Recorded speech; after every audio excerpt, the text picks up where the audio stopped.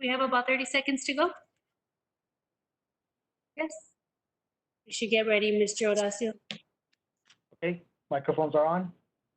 Let me know when you're ready.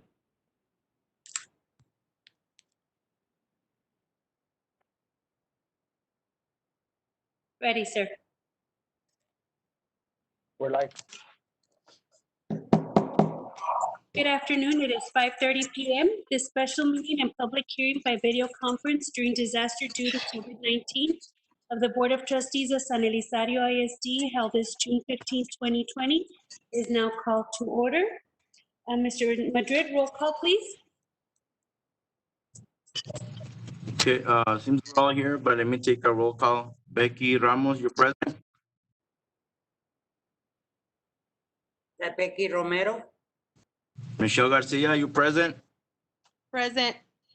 Eduardo Chavez, you present. Present. Irene Jaques, Present. Ira Hernandez, Present. Sandra Licon, Present. and myself, I'm present. All trustees are present. Thank you, Mr. Madrid. On March 16th, Governor Greg Abbott granted a request by Attorney General Ken Paxton to temporarily suspend a limited number of open meetings laws to the extent necessary to allow telephonic and video conference meetings in response to the coronavirus. In accordance with those suspended rules, we certify the following. Notice of this meeting has been posted online for at least 72 hours.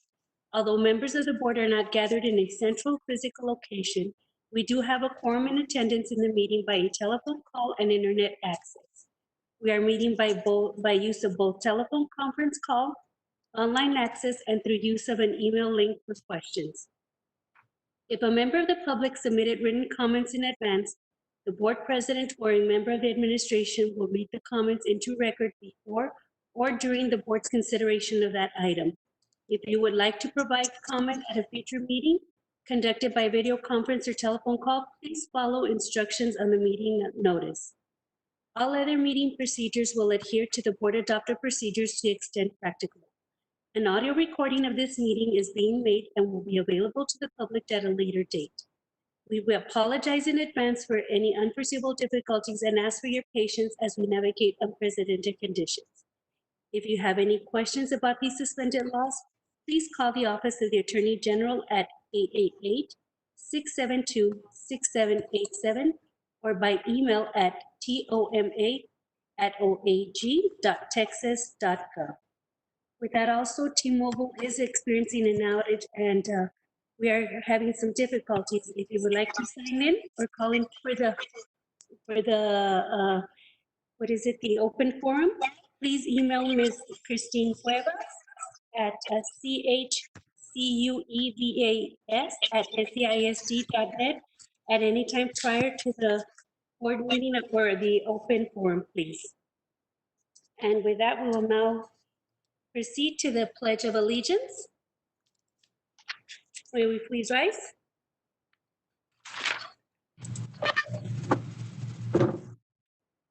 I pledge allegiance to the flag of the United States of America and to the republic for which it stands, one nation, under God, indivisible, with liberty and justice for all.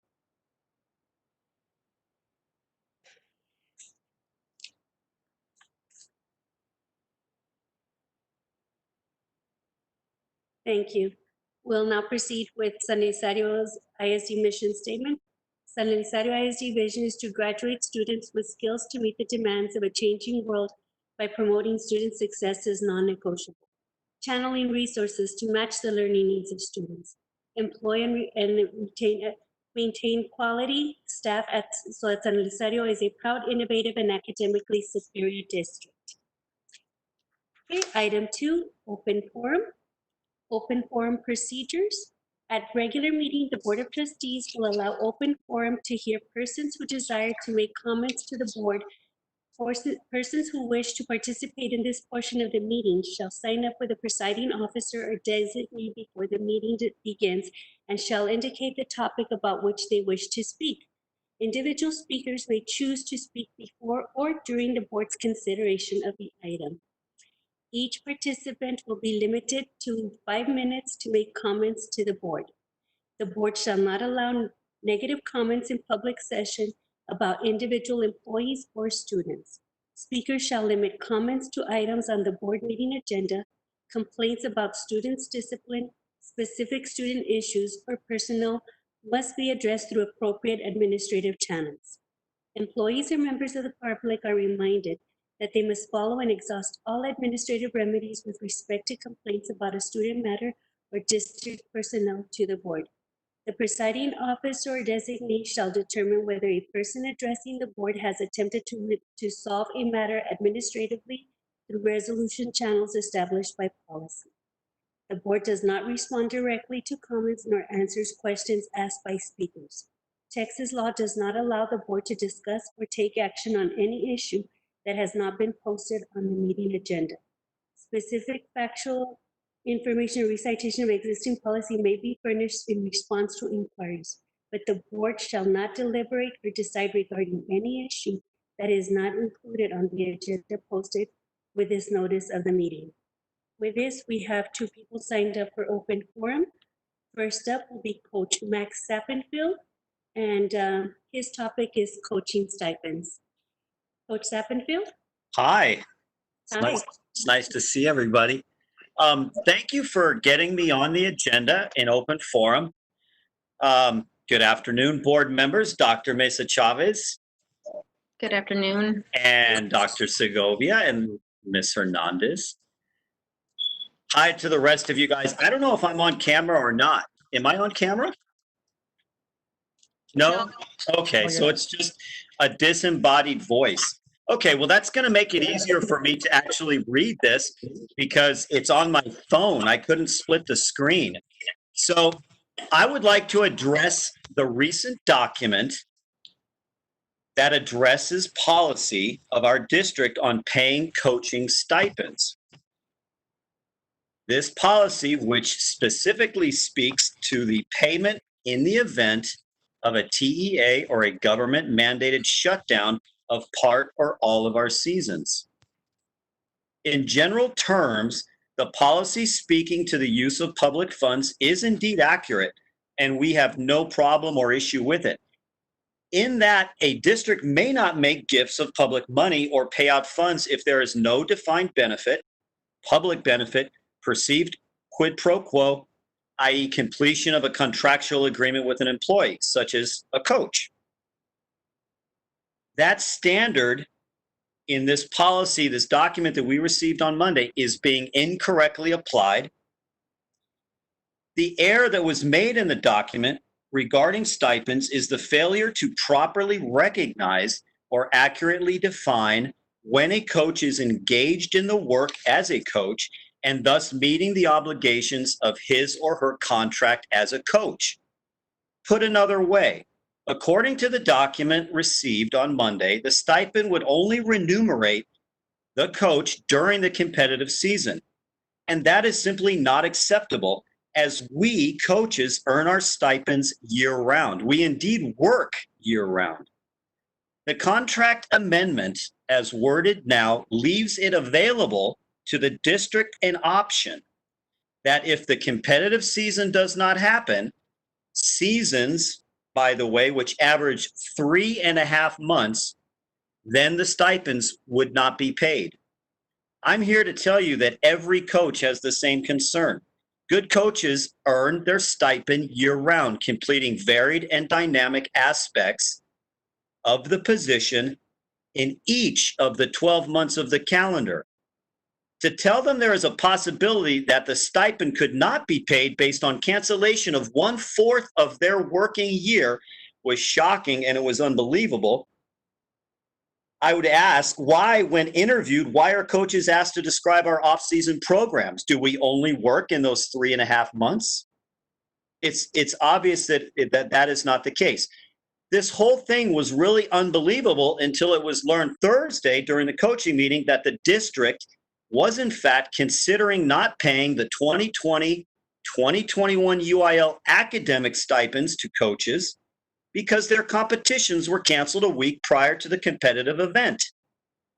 This after preparing their student competitors all year. The coaches did the hard work, but they didn't get on the bus. So no pay? That does not make sense. When the school board and the administration reviews this issue tonight or in a future meeting, I think the remedy to this misunderstanding is quite simple. Recognize that the district is not gifting public money to coaches, but rather paying for services being rendered over a 12-month period. I'll give you an example. My assistant coach ran an hour-and-a-half training session with my soccer kids this morning. It's June. This is not part of our season. It is imperative that we work. It's even more imperative that the football coaches prepare their athletes at this time. And yet, by definition, this document allows the district room to not pay these coaches for the work that they're doing now. For documentation and evidence, have the coaches submit an annual plan to their campus administrators that outlines what they do year-round, and then have routine reviews. There is no gifting of public funds, not when the coaches are committed to growth of a program like ours. Now, if a coach of a fall or a winter sport quits after completion of their competitive season and accepts another position, ceasing then to work on the off-season program, he needs to stop. Chair, that's time. Oh, okay. Well, you guys take care. I think you guys are going to have fun. You guys are going to do the right thing. So Thank you, Coach Sappenfield. they Thank you, take Coach. care. Thank you. Okay, second up, we have Coach Mauricio Perez, and his topic is stipend positions for athletics and compensation. Coach Perez? Hello, can you guys hear me? Yes, sir. Yes, sir. Good afternoon, Board President Licon, members of the board, and Superintendent Dr. Mesa Chavez. I'm just gonna read some stuff that I put together. I wanted to start by thanking everyone who has made the process through the COVID-19 pandemic as easy as possible.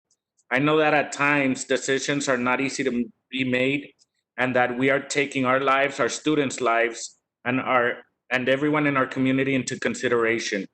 Last week, I received an email stating that if our seasons do not occur or are suspended, our stipends might not be paid out for athletics. I would just like to say that I have been at San Elizario for 7 years, and I hold my school, my community, my district, and my students close to my heart.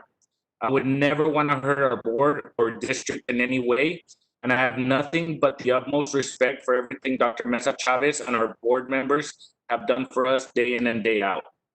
I wanted you all to know that I am a believer in hard work and dedication, and I do not like to take days off, and I consistently work to improve my teaching in the classroom as well as my basketball program.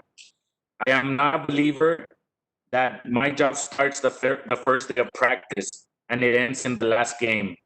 I feel that our jobs are 365 days out of the year, 24 hours a day, and I have been coaching for 18 years, and there are weeks that I'll work up to 80 hours a week, watching film, practicing, talking to players, meeting with parents, cleaning the gym, in the weight room, conditioning, and many other duties. Throughout the pandemic and uncertain time, I believe that having a peace of mind regarding our job is very important to all of us. I will work from now until I'm no longer allowed to, in order to fulfill my stipend. Even after the season was canceled, we coaches and teachers continue to work with our students, not only by putting workouts online classroom, but also speaking with them on the telephone, communicating electronically to make sure that they were staying in shape, eating healthy, and especially that they stayed in tune with their mental health aspect. I hope that you will consider paying out the stipends for the year, no matter what the future holds with COVID-19. I promise as a coach and a teacher to fulfill all my duties to the best of my ability day in and day out. With our students and players as our main priority, I wish to contribute to their success in education as well as athletics. I want you to know that I respect the vote and the decision that you guys take. And I just wanted to thank President Licon, members of the board, and Superintendent Mesa Chavez for allowing me to speak today. And I hope that you guys have a great day, and thank you for allowing me to speak. Thank you, Perez. Technical privilege. Thank you. Anyone else, Ms. Christine? No, Board Chair, no other items have been submitted. Thank you, Ms. Christine. Okay, with that, we move on to item 3, consent agenda. Items 3A through F1. If there are any items you'd like to pull out, there's more information. Ms. Licon, this is Eduardo Chavez. I do have a question for Mr. Rivas on item D, 3D. Well, actually, no, you know what? Never mind. I already made I already have a note here. Never mind. I don't. So, no? Anyone else? If not, may I entertain a motion, please? I make a motion to approve uh, consent agenda. This is Ms. Garcia. Second. I'm sorry, who was the second? Ms. Romero? Okay, so we have a motion on the floor from Ms. Garcia, seconded by Mr. Romero to accept the consent agenda items 3A through F1. Mr. Madrid, how do you vote? Aye. Mr. Chavez? Aye. Mrs. Hopkins? Aye. Mrs. Garcia? Aye. Mrs. Hernandez? Aye. Ms. Romero? Aye. Mrs. Licon? Aye. Motion carries. Okay, thank you. Item 4, new business board action items. 4A, consider and possible board action to approve request for proposals for third-party administration of group medical health benefits, medical provider network, pharmacy benefit management, stop loss, reinsurance, and COBRA administration, RFP number 20-104, page 43 of your board book, and presenter is Mr. Norberto Rivas, Chief Financial Officer. Mr. Rivas? Good evening, Board President Licon, board members, and Superintendent Dr. Mesa Chavez. On page 43 of your board packet, you'll see the award memo for this agenda item. As noted on the subject line, it's a grouping of several different categories. The reason why they're all grouped together is because as a TPA, the TPA we can be a lot more cost efficient and save money by grouping all of these specific ones together. So just a little history. The last time we went out for bid was actually 3 years ago on June 15th of 2017. That's when our current provider, Cigna, was awarded this current contract. Before that, it was about 5 years before. It was June 12th of 2012, and that's when Aetna got the contract. Before then, it was HealthScope. And so if you look at the history, you'll see that there's a few reasons as to why the providers win. Sometimes they have lower fixed costs. Sometimes they have incentives. Like when Aetna got it 2 contracts ago, they offered an on-site clinic that was huge. Long story short, the on-site clinic it wasn't producing enough profit for the company that was running it, so they ended up pulling out. So with that said, we did receive 7 proposals, but we only considered 5.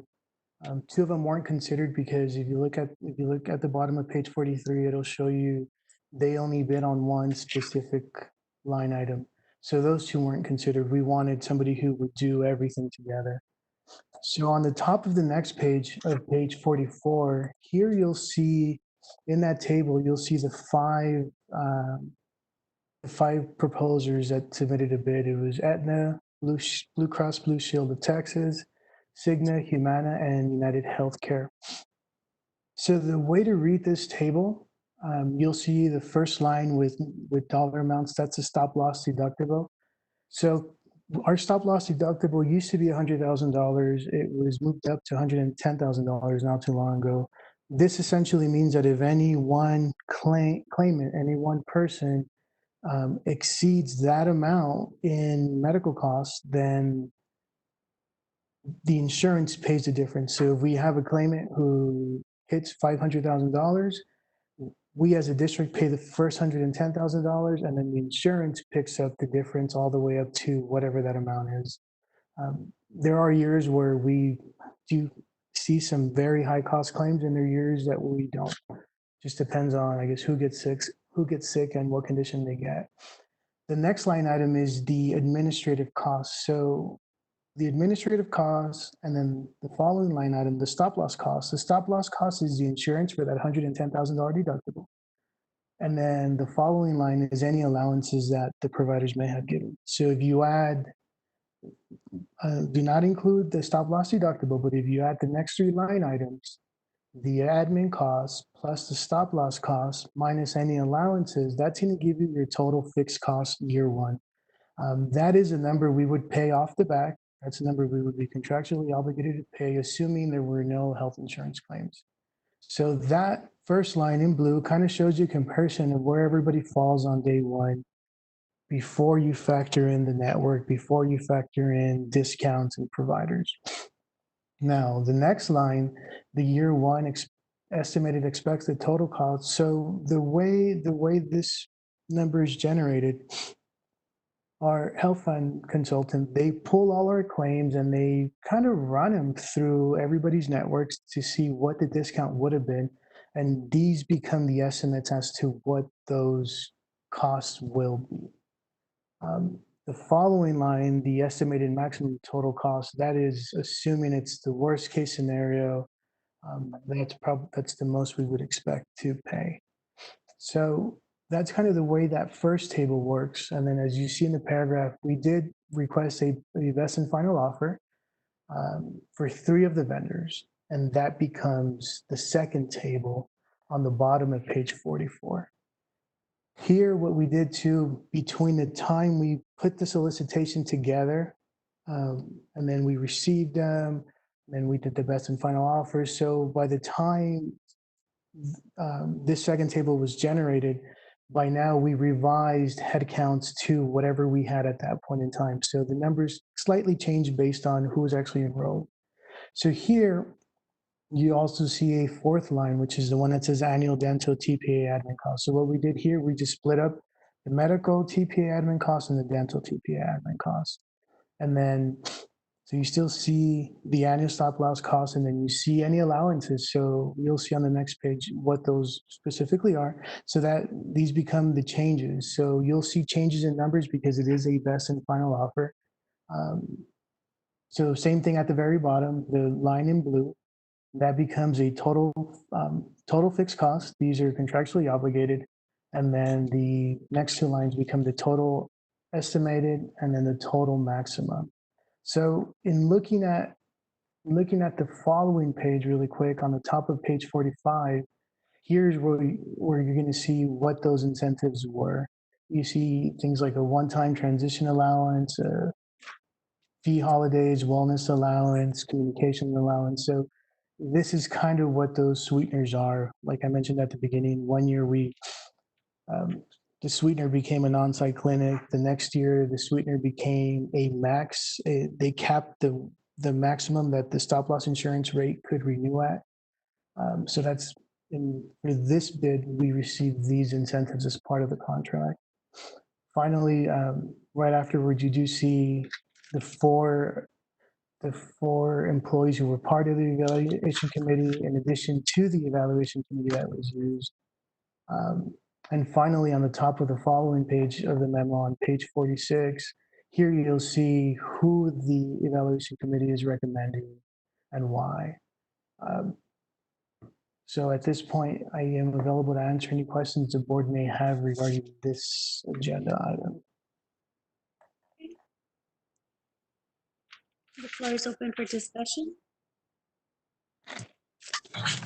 I have a question. So if I'm reading this right, who you all recommending? The evaluation committee is recommending Aetna. You see, I feel that's the best route we can take. I know that when we changed to Cigna, I had a lot of community members that work in the district. They were complaining about the prescriptions, their copay, a little bit of everything. So I was actually coming to this meeting thinking that y'all were gonna recommend Cigna, but if you're recommending Aetna, I think that'll be the greatest thing to do. So I'm glad that you all are recommending Aetna. All right, thank you. Anyone else? There is no further discussion. May I entertain a motion, please? I'll go ahead. This is Irene Jaquez, that we approve choice of Aetna to be awarded a 3-year contract for third-party administration of group medical health benefits, including dental, medical provider network, pharmacy benefit management, and stop-loss reinsurance and core administration. I second it. Okay, we have a motion on the floor by Ms. Hawkins, seconded by Mr. Madrid.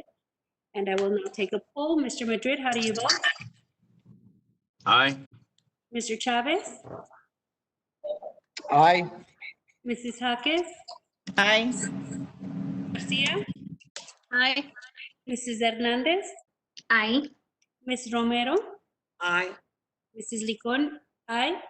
Motion carries. Thanks. Thank you.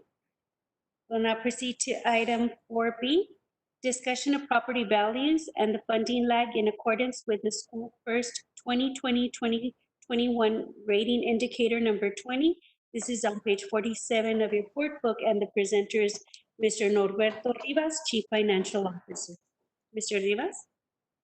Thank you, Board President Licon. So for this agenda item, it's just for the purpose of the first rating.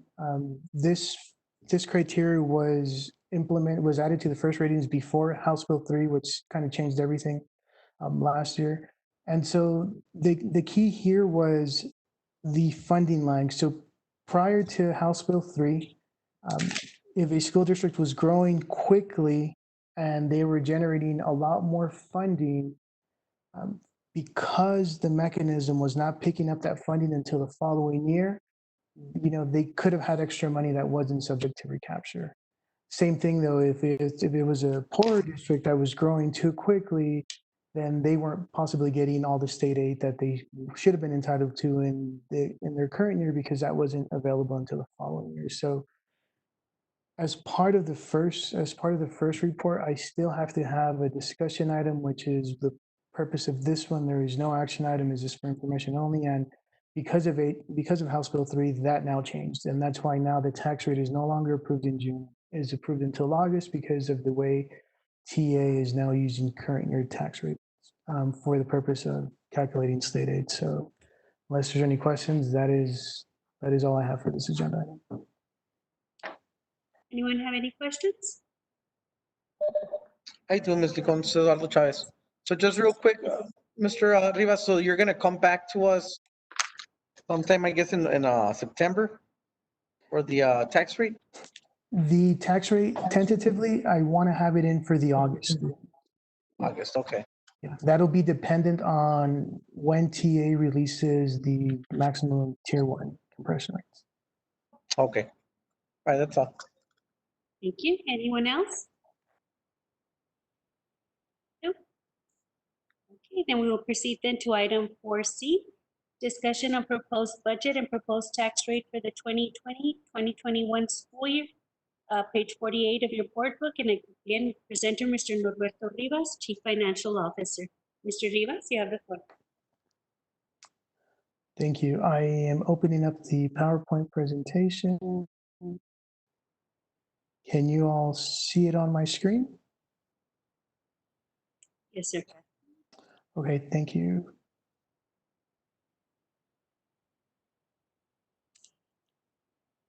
So this one begins on page 48. There is a few new slides. So starting on the next slide on page 49, this is the actual newspaper ad that went into the West Texas County Courier. It has a lot of calculations, and it has the instructions for this meeting. We will be discussing budget and the proposed tax rate, which is why I will be reusing some of the slides from last week as far as the tax rate goes. On the following page, this is one of those slides. There's two different tax rates that comprise our total tax rate. The biggest one is M&O, maintenance and operations, and it pays for the day-to-day stuff, teachers, teacher salaries, support staff salaries, supplies, utilities.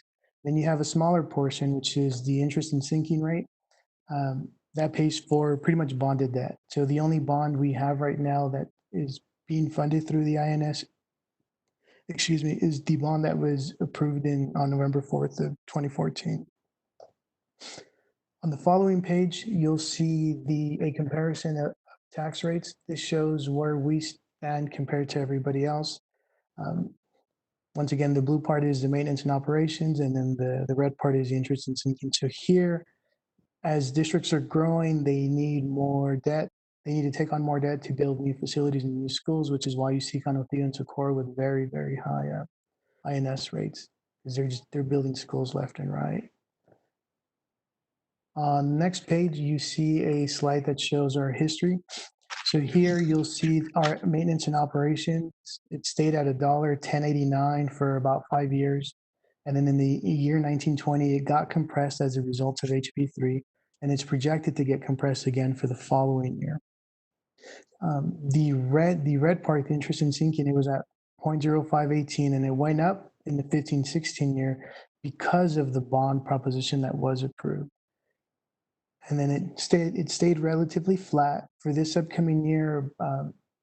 I'll cover it at the end with the debt service fund slide, but we've begun to almost deplete that fund balance. So now we'll need a little bit more local effort to ensure maximum state aid. Overall, though, you'll see that the proposed tax rate is not projected to increase. It is being proposed to stay the same, the current $14.61, even though the M&O is projected to be compressed. The recommendation for the interest and sinking rate is going to be to go up a little bit, keeping the overall tax rate the same. You will see a note at the very bottom. Central appraisal districts are not required to finalize property tax rates until July 25th of 2020. So once all appraisal districts in the state finalize their certified values, they're going to be sending them to TA. And at that point, TA is going to be working on what those M&O compression rates would look like. So the hope is to have it in by the August meeting, assuming TA releases that information as it is. If the M&O rate goes, if the final M&O rate is lower than this rate, then there will be no need to republish another notice, because the point of today's notice is to say this is the most the tax rate will be. If the M&O rate is projected to, if it does go up based on TA's final number, then yes, I would have to put another notice in the newspaper, and then have another item where the public would have the opportunity to, or public comment on the tax rate and the budget. On the next slide, this one I recycled from the budget workshop. It pretty much shows more money is you get more money by having campus or department budget cuts. You repurpose existing staff. You get more state funding, or you're able to implement cost-saving measures. You have less money when you have less students, because we're so heavily dependent on state aid. If we add staff, if we give pay raises, or if we have to cover the deficit at the health in the health fund. On the following page, this is a new slide. This shows you the trend for revenues. So it's broken down by category. You have your 5700s, your 5800s, and your 5900s, and it's further broken down by the type within that. So you'll see here within the 5700, the biggest pot of money there is local, real, and personal property taxes. But then there's also smaller items like tuition and fees, other revenues from local sources. This is where your interest on cash is recorded. Revenues from co-curricular enterprising services or activities. This is kind of like your gate money. So then you have a specific subcategory for each one of the categories that you see on the actual budget. adoptions. On the actual budget adoption, the revenues are only presented as a 5,700, 5,800, and 5,900. So the one that changes the most is 5810, the per capita and foundation school program act revenues.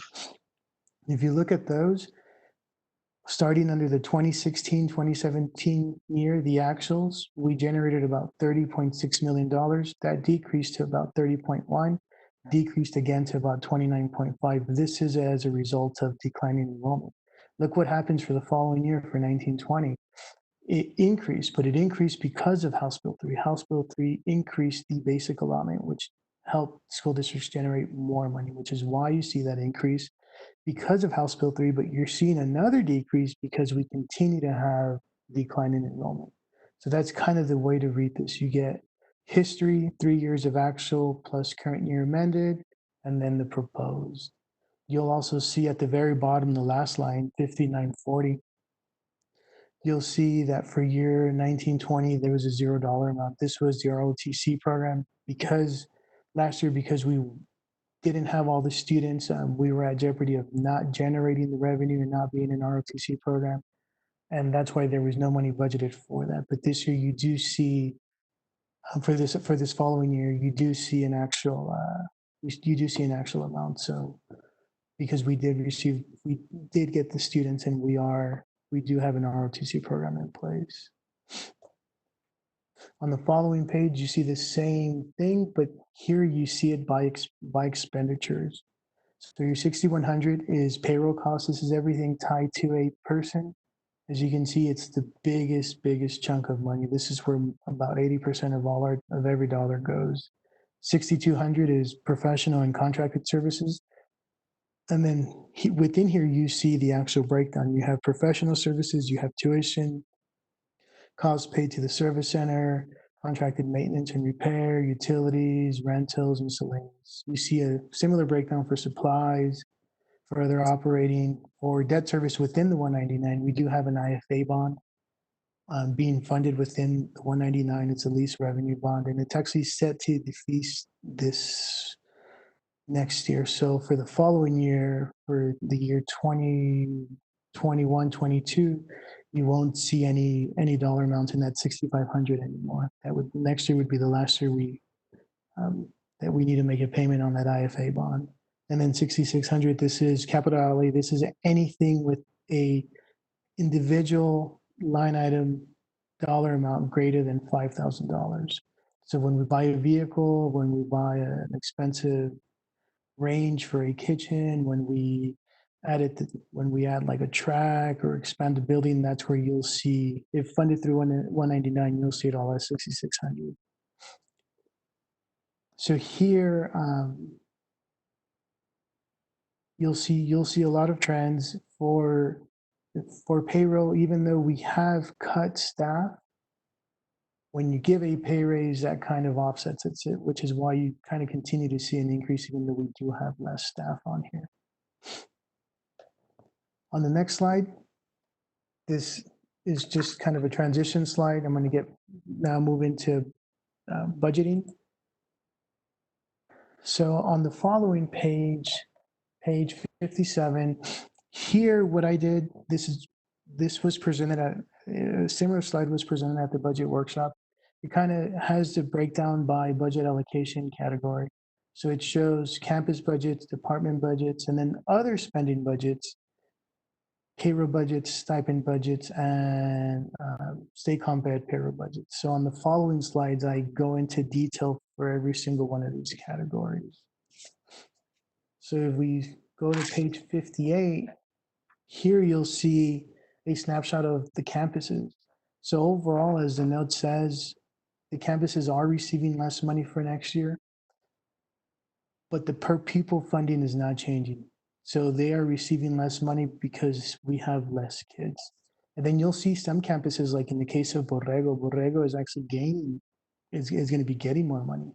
Same thing with Zambrano. Zambrano's getting a lot more money, but that is a result of the ABC project, wherein we changed boundaries and we changed grade levels for the schools. For example, Zambrano went up by a lot of students, which is why they're getting a lot more money.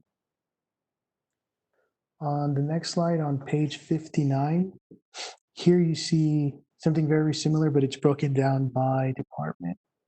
Um, at the workshop, I did have a note that some department budgets were not cut. They were maintained at the existing level, kind of like athletics, the janitorial budget, the postage budget. These did not change. These are staying, you know, for the most part, we're trying to get departments to do to get some type of a cut, some type of a reduction in budgets. And the final amount is that $43,000. So we did cut department budgets by about $43,000 on this slide. On the following page, page 60, these are the other spending budgets. They're not so much department based, but they are costs that the district is incurring. So here you have things like risk management. This is the insurance that we pay district wide. Copy machines, we pay them district wide. The IFA bond that I mentioned, I have it labeled as department debt obligation.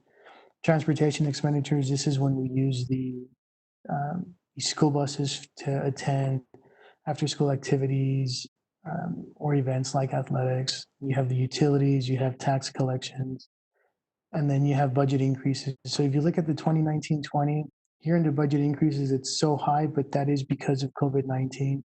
So to not have a mess on the slide before, like in the case of support services, they had to buy so much, they incurred so many expenditures because of COVID-19. Those are expenditures that they did not have budgeted. So instead of me increasing their allocation over there and then having a big swing for the following year, a downward swing, it's easier for if I control them through a separate workbook, and that's what this workbook is, the budget increases. So all these, I control them through a different sub-object code. They're all it's a 99 number, and it's a different budget owner or number as well. So at any point in time, I can pull these up and see whose budgets were increased, and then this is how I'm going to be able to track and reclassify all of these costs into the CARES Act. Remember, there's for the CARES Act, I'm able to go back to March 12th to move monies over from the general fund, so that's where most of the monies will be moved out under the budget increases. On the next slide, here, this is the explanation for most of the payroll costs. Like I mentioned earlier, the ABC project, it did decrease the need for 12 regular ed teachers. Out of those 12, 4 of them have resigned, so they're not included, and the additional 8 are under the CARES Act. There's a couple more positions that are noted there, which were also on changes. This information was at the budget workshop, so I'm going to move over to the next slide. Here you see how those figures, I guess, are split up. So you see the difference between campus payrolls, department payrolls, substitute payrolls, and then summer school payroll. So in the example of substitute payroll, it looks like we're decreasing the budget, but we're decreasing the amended budget. The adopted budget had to be amended upwards because of the closure of COVID-19. So since we continue to pay substitutes, I had to find the money, like in the example of our adult basic ed teachers. They have a department payroll allocation, but for the purpose of covering the resolution because of the closure, I moved those into the substitute payroll, and that's where you see it looks like it's going to be a huge cut, but it's really not. It's a cut from the current amended budget. Overall, though, there is about $1 million less in expenditures, and about half of that is strictly tied to the teachers, the decrease in the need for teachers because of the ABC project. On the next slide, you see something similar for stipends. I have every single category: athletics, bilingual, co-curricular, CTE. Here, there's about a $36,000 cut, and it's attributed to the bilingual stipend. If you look at that one, it's decreasing from about 190,000 to 171,000, and the other big one is the general ed, 303,000 down to 285,000.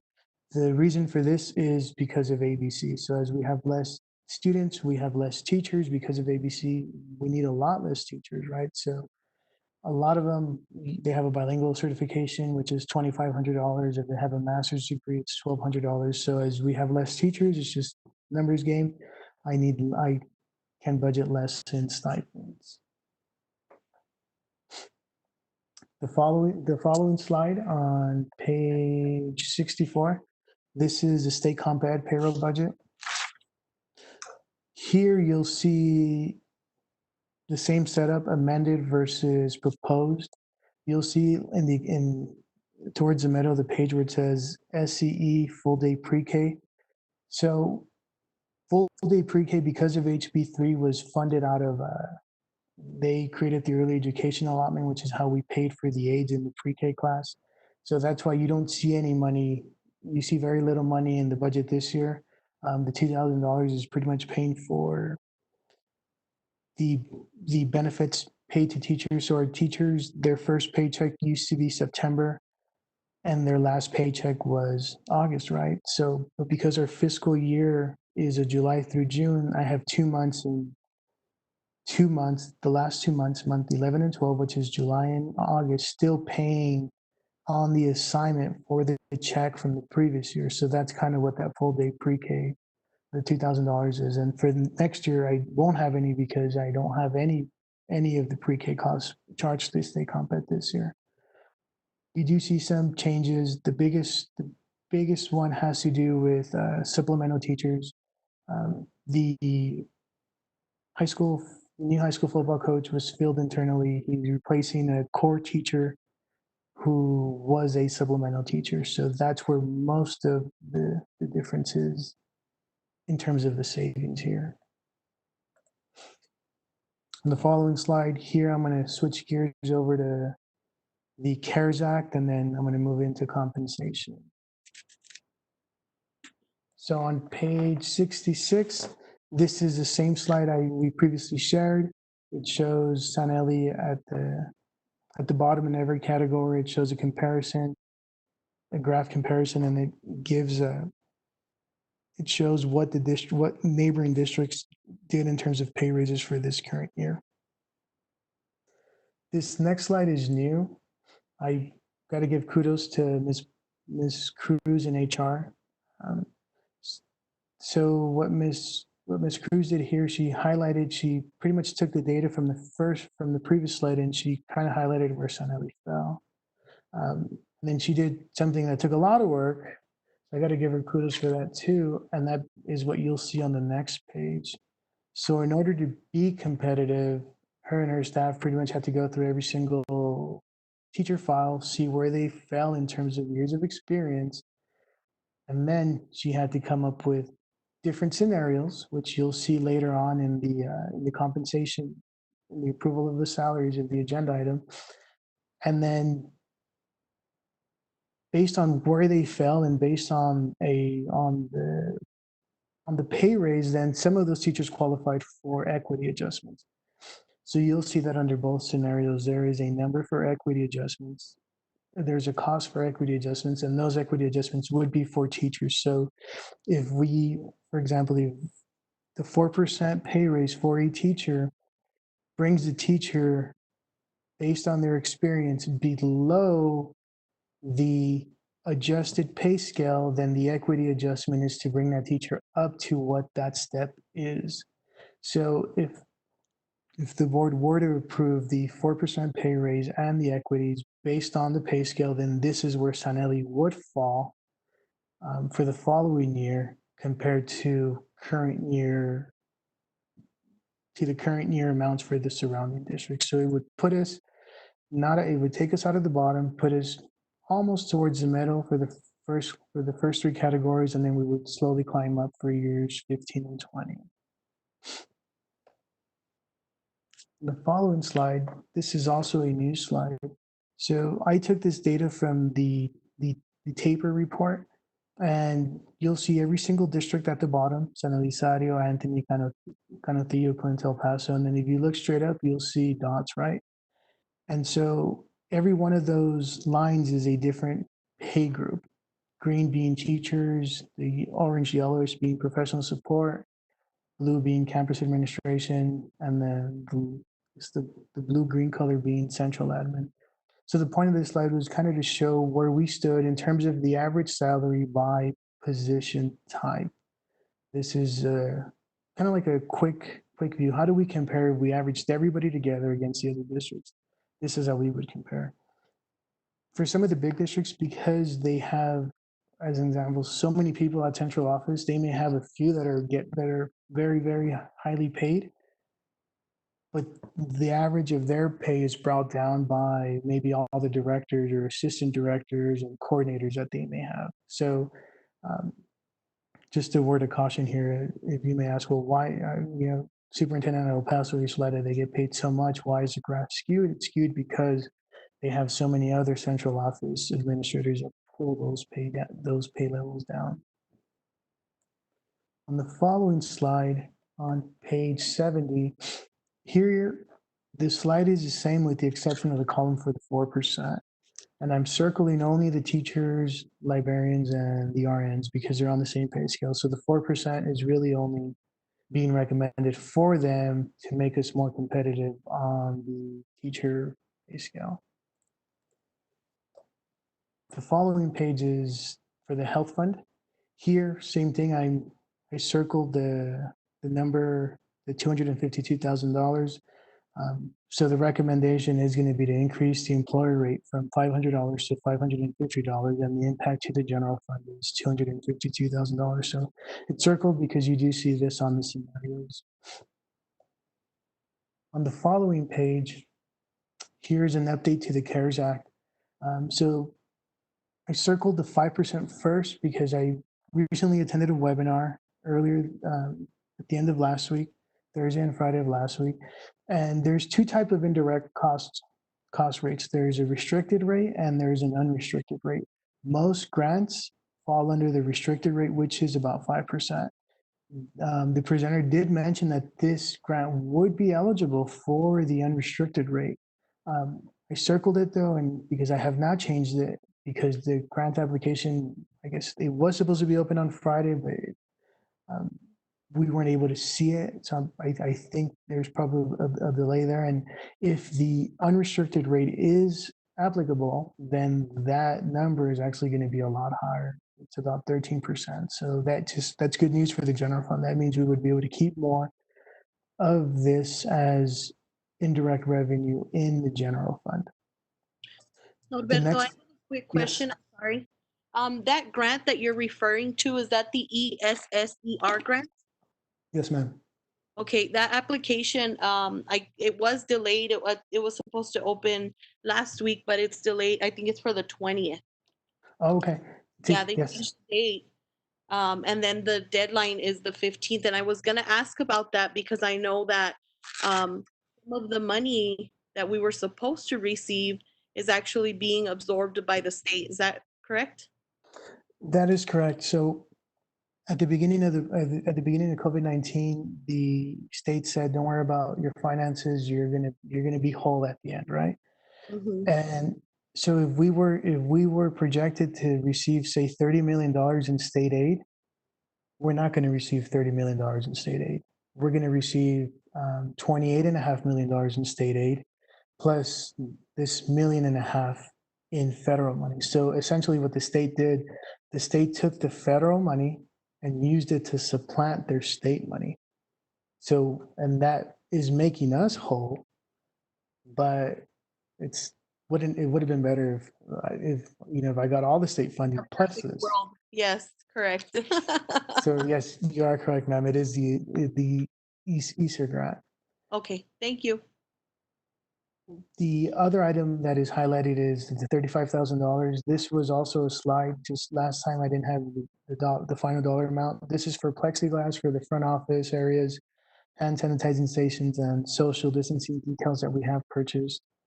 And then in order to make scenario 1 and 2 work, the next change is to $300,000. So I had to reduce this number from $400,000, and then I tweaked the utility costs as well. So this is a draft. It will change probably by, I'm hoping it does. I'm hoping that the number of displaced teachers changes by the time the grant is submitted. And I'm going to cover how the utility costs kind of play into the funding a little bit later. On the next slide, you'll see the two scenarios that were included. They're both the same with the exception of the admin professional pay table.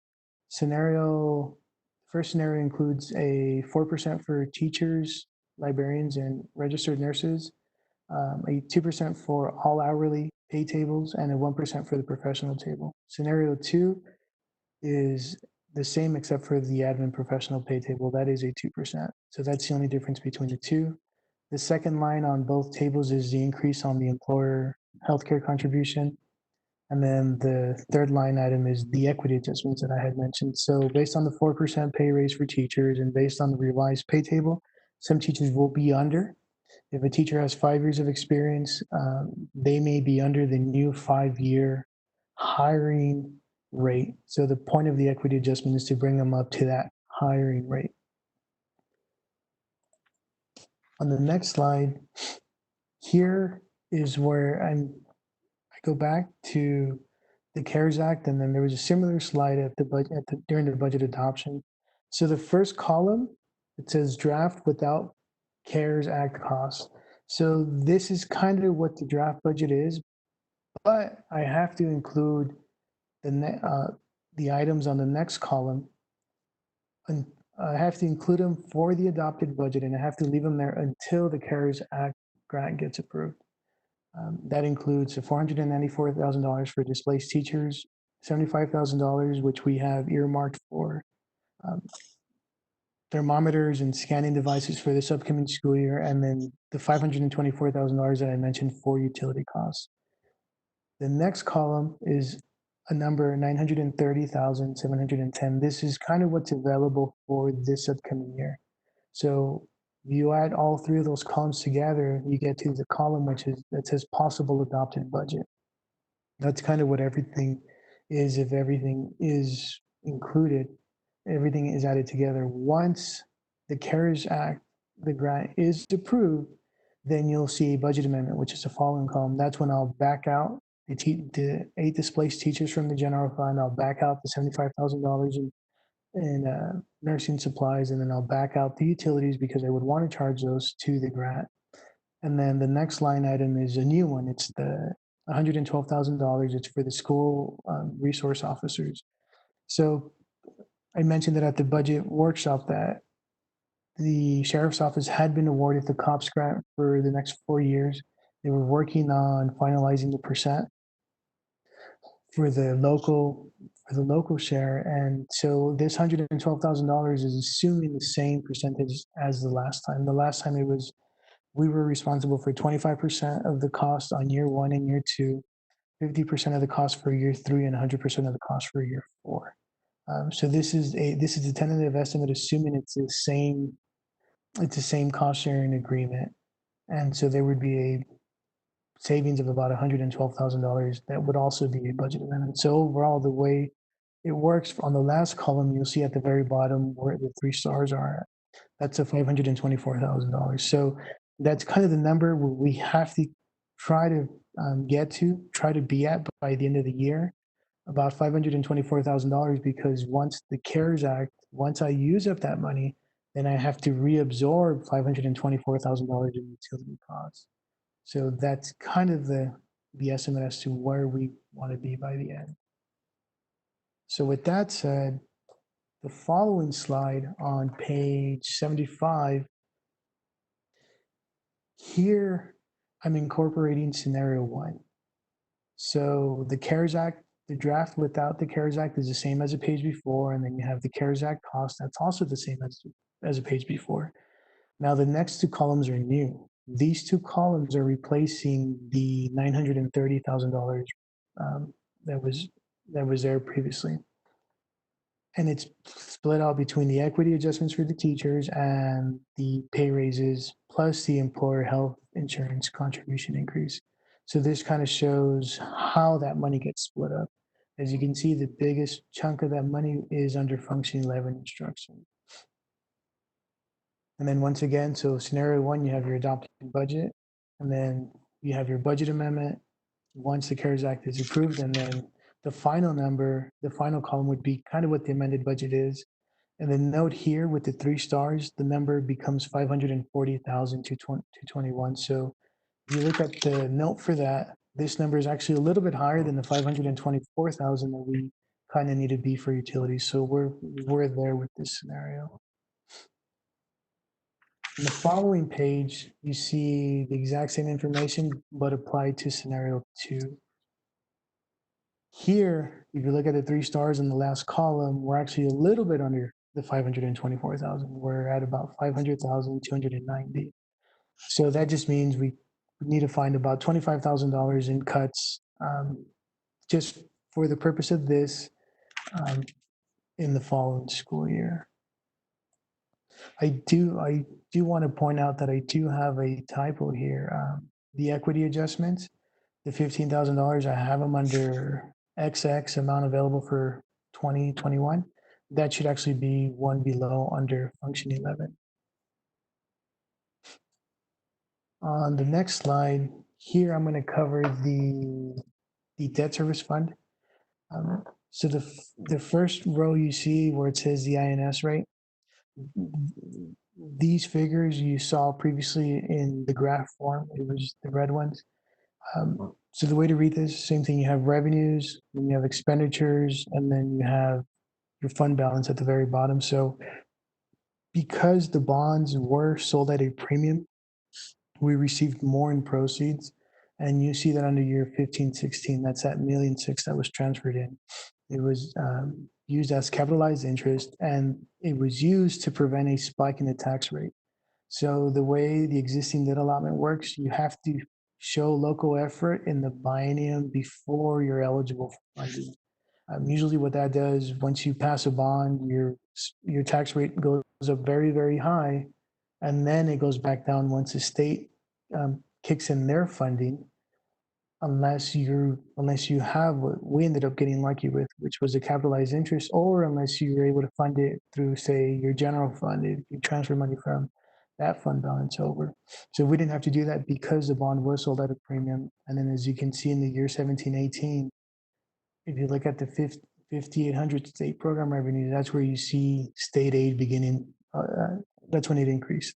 So before it was about $500,000, $600,000, and then it goes up to $1.3 million, and it stays at $1.3 million. It has begun to decrease because we continue to lose kids, so we're more property wealthy per student. As values go up and student population goes down, we are more property wealthy, which means we need a higher tax effort on for our local share. And that's why you see that the tax rate for the upcoming year, I'm recommending to increase the INS rate to maximize state aid, all while keeping the total tax rate the same. The following slide here, you'll see this is a report that kind of shows the calculation. So the tax rate that we should be at according to this estimate is on line number 11, where it says 2021 rate needed for all eligible debt. We should be at about 4.1485. We're going to be slightly under, but there's a little table at the bottom. There's something called unequalized taxes. What this means is we levy taxes and the state pretty much didn't apply them against debt. And so as you can see, I've been eating up some of that applied excess these last few years, all while keeping the tax rate the same. I still have a balance of about $294,000. So that's going to prevent the INS rate from going up too high. What the goal is going to be is just to take advantage of, because of House Bill 3, the goal is going to be to take advantage of compression. So as the M&O rate compresses, we keep our total tax rate the same by increasing the INS rate, and kind of time that with the excess balance to prevent a big spike in the INS rate. Eventually, maybe 8 years from now, then maybe we'll have to increase the INS rate a little bit more. but that's at least 2 bienniums after the current one. So a lot can change between here and there. With that said, I am at the end of my presentation, but I'm available to answer any questions the board may have. I do. Irene. Go ahead. Irene Hackis. I'm just wondering why there was an increase with the GT funds. Is there more help in that now? I'm sorry, what was that again? The GT funds, there seems to be quite a bit of an increase. And I remember that we were losing money on it. Or is there a change in the state or federal money for that? So the state repealed GT funds and because of HB3. So for this year, what I decided to do was keep the GT funding the same because we still needed a program, right? So Right. what I did, you'll see here on this slide, you see the cost for the stipends, I'm leaving them the same. And then on the campus budgets, you'll see the number as well. So even though HB3 repealed it, I am keeping GT funding relatively the same. As we continue to lose kids, it's difficult to, I guess, the smaller the program, the more difficult it is to continue running it when you have less kids because it's per pupil funding, right? So what I'm going to do moving forward with GT is it's going to be per campus based. I think that gives the campuses a better number to work with on day one versus, oh, I lost 50 kids, I'm losing money. And then the reverse is the same if you're gaining kids. If you're gaining kids, how can I give you money that the state's not going to give you? So that was kind of my logic with the GT program. But overall, they should have enough money they do have enough money for this year, which is almost the same as last year. And I expect the same for the following year. Okay. That's all I have. Thank you. Mr. Rivas, this is Eduardo. I have a real quick question for you. Why did our budget for the Board of Trustees increase? It increased because of elections. So elections are every other year. And at the end of this upcoming May, we have another election cycle. That ends up being about $20,000 in election costs. It's split up between all the entities.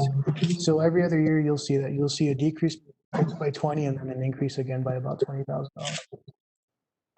Okay. That's it. I got a couple of questions. Yes.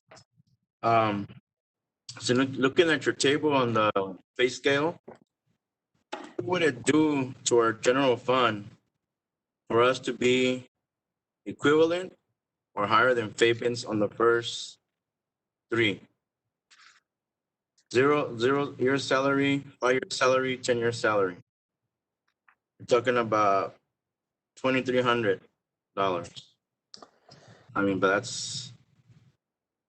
I'm not sure how you calculate that, but that's my thinking. Like 0 year salary, we're just 603.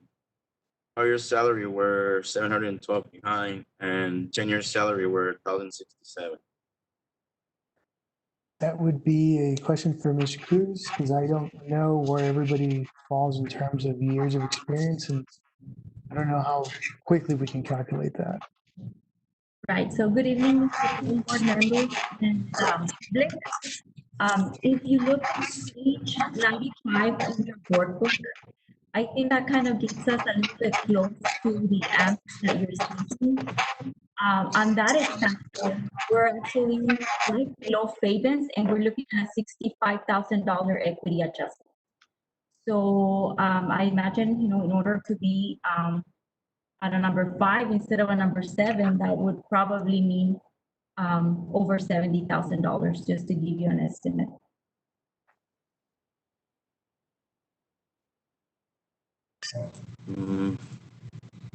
Okay. On another thing, on the scenarios, scenario 1, scenario 2, what would it do to us on the general fund and financials on going 4 for teachers, 3% for operation support, and the 2% administrative? Give me 1 second. Let me find that. There It's we go. basically scenario 2, you would just add 3% for operation support. Right. So let me pull it up really quick. Give me 1 second.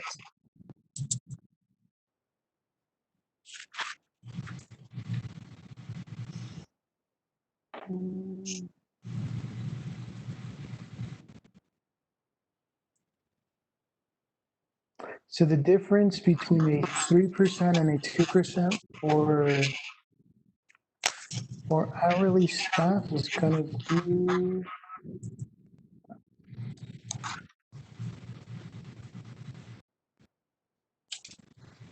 be a total of about $57,000. That would bring all hourly staff up to 3% instead of 2. Okay. I don't know how the rest of the board feels. 4%. So I'm looking at both scenarios, and I mean, operation support, I understand they're 2% really. You do a calculation, that means 22 cents. It means 33 cents more an hour. So that's the reason that I'm saying, can we do a 2.5? Can we do a 3% without hurting the funds? Again, I don't know how the rest of the board feels. Okay. Well, Exploring that as well.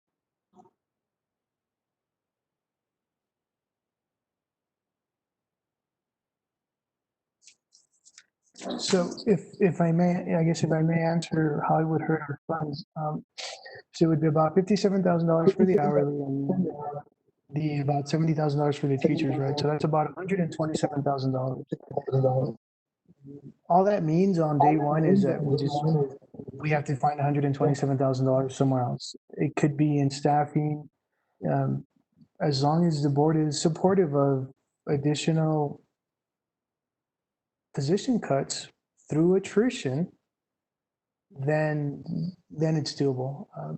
Obviously, there is a budget amendment that is going to be needed for the CARES Act. As long as the board is supportive of additional budget amendments as I find money throughout the year, then I mean it's achievable. It's if you look at the $540,000 or so that we need, we're at about $500,000, right? So as long as I have a year to continue to find cuts, then it's not impossible.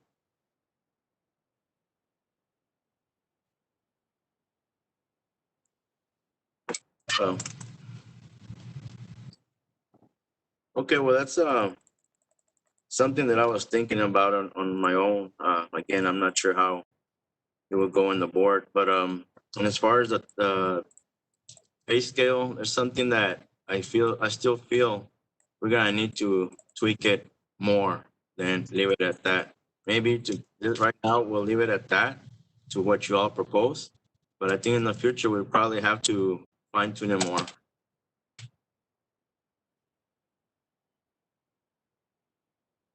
Okay, I can't, if the board wants, I can, I can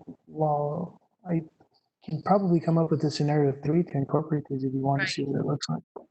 Yes, that's what I was about to tell you, Mr. Rivas, if you could pull that up bring that to us, that way we see that 3% on there.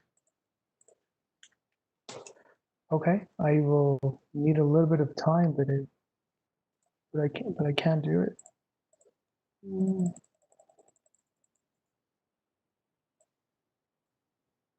Is there any other questions in the meantime? That's all I personally. I have a question. Excuse me. I can't see here how much is in the budget, how much you budgeted for like promoting our district. That would be, so we have the communications budget and then there is an additional $25,000. $25,000 we had this year and it would be the same for next year. So it's the communications budget plus $25,000. That's kind of what paid for the billboards and a lot of the signage you saw this year. Are we considering putting more signs this coming year? Maybe something not so you know, simple, maybe like something like that says, yo te le voy, lo voy a Sanelli, which is something that Sanelli is known for, or, you know, something that would be with that budget. We'll defer that to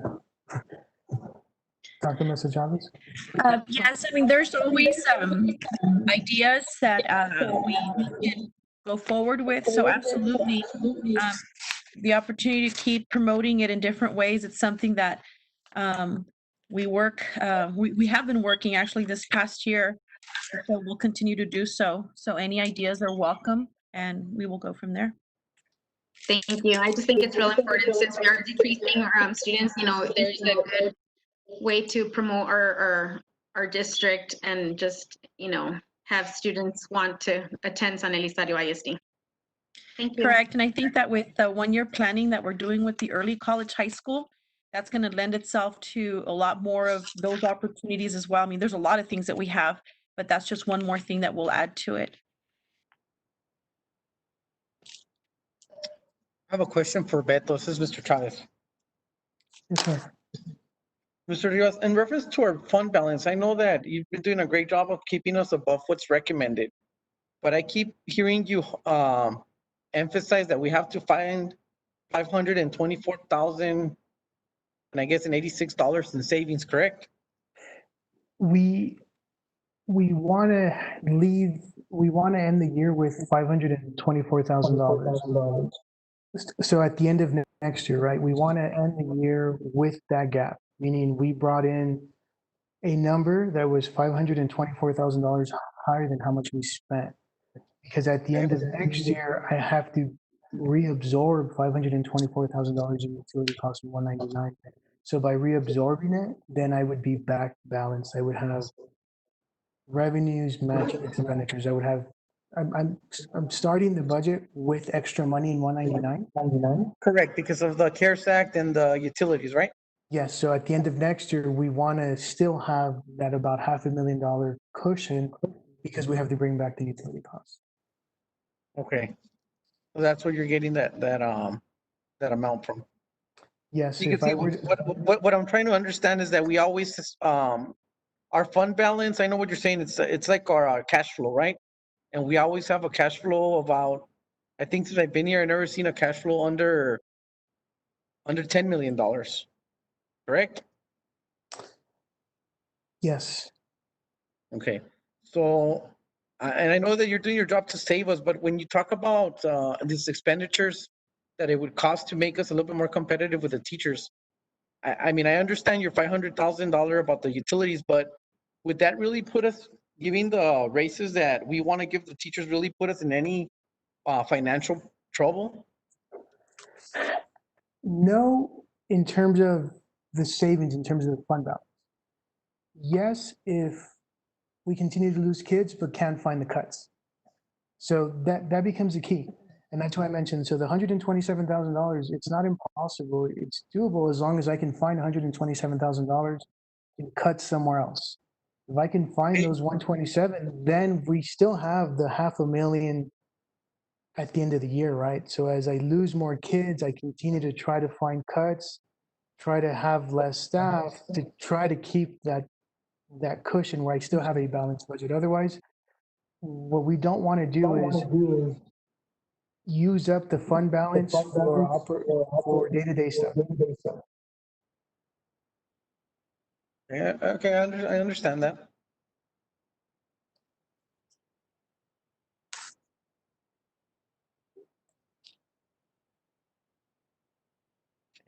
Anyone else? No further discussion? Well, Questions? let me ask, because I'm confused a little bit with the projections that were included to us. Are the projections that are listed starting on page 94 different from the ones that you just went over, Mr. Rivas? On page 94. Actually, that's all I can speak to that. Sure. They're not. They only provided some examples of the analysis that we did here in HR with the teachers, their years of experience, and just the options that we went through to be able to recommend pay table number 5. But the number on pay table number 5 that you see there as an equity adjustment is the same number that Beto included as part of the budget. So Okay. I have one more minute and I will be done with scenario 3. So if there's any other questions, I can answer. Anyone else? No, we just need him to focus on what he's doing. Thank you. Give me one.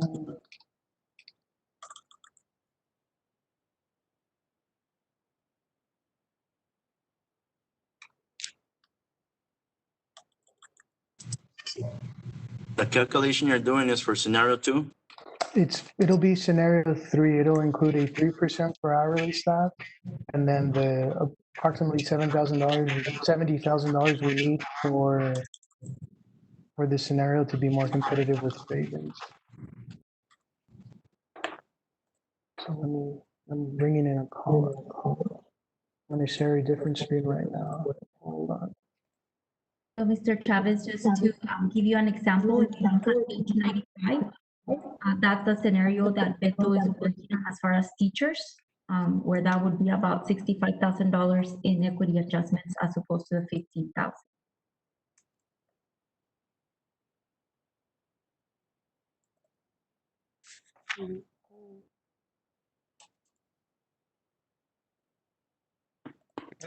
Is he working on scenario 1 or scenario 5? I mean, scenario 1 or scenario 3, because now I'm confused. 3. 3. 3. Okay. Is that the same scenario for yours, Blanca? No, so what happens is Beto presented as part of the budget, he presented 2 scenarios. So now he's working on a third one. As part of the pay scales, we have 6 different scenarios. We had proposed number 5, now we're looking at proposing number 1 on the pay scale. So pay scale number 1 would be included as Beto's scenario number 3.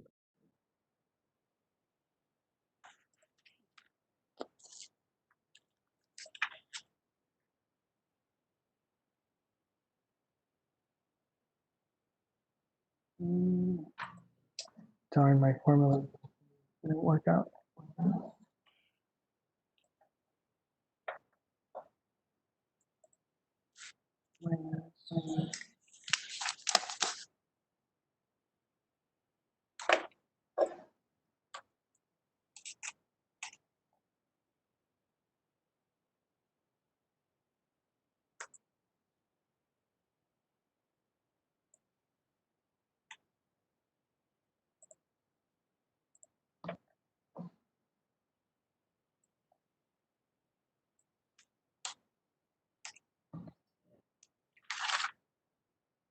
And in regards to the task information with the salaries, just wanted to remind the board that this information is actually from the 1920 school year. So any changes that other districts in our region are going to be making to their salary tables are not included in here. So we may still fall, below other districts because this is information from the 1920 salary study. The 2021 salary study will happen at the end of the next compensation year. So we're kind of lagging a year on this. I know when I was working on this information, only ISLERA had put out their new teacher schedule and they did increase it. So just a note on that so that we don't get into any surprises once September comes around. We're going to be reviewing this once more with TASB. So we will have time to adjust it again. Thank you, Blanca. You're welcome. Almost done. Mr. Rivas, Yes. another thing that I was thinking, you know how we say favens? How about in the top 5? I mean, I don't want you to change your formula, but I always say to be equal or over favens. But what if to be top 5 on each category? What scenario would that one be, Blanca? The closest to that one is actually scenario number one, Beto, but I can work on a different one if we were to match Fabens as it stands right now. It would actually have to be between Socorro and Fabens. And like I mentioned, that's not a guarantee because I know that Fabens just completed their TASB study this year. So I don't know what that table is going to look like.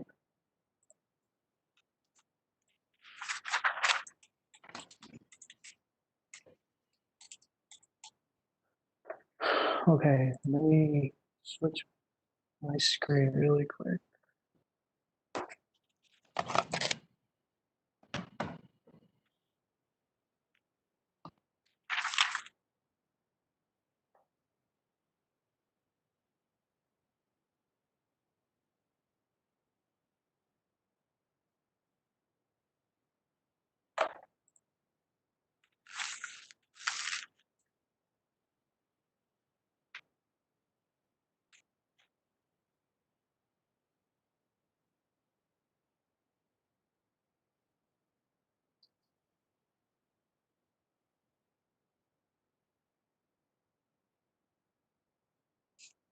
Loading.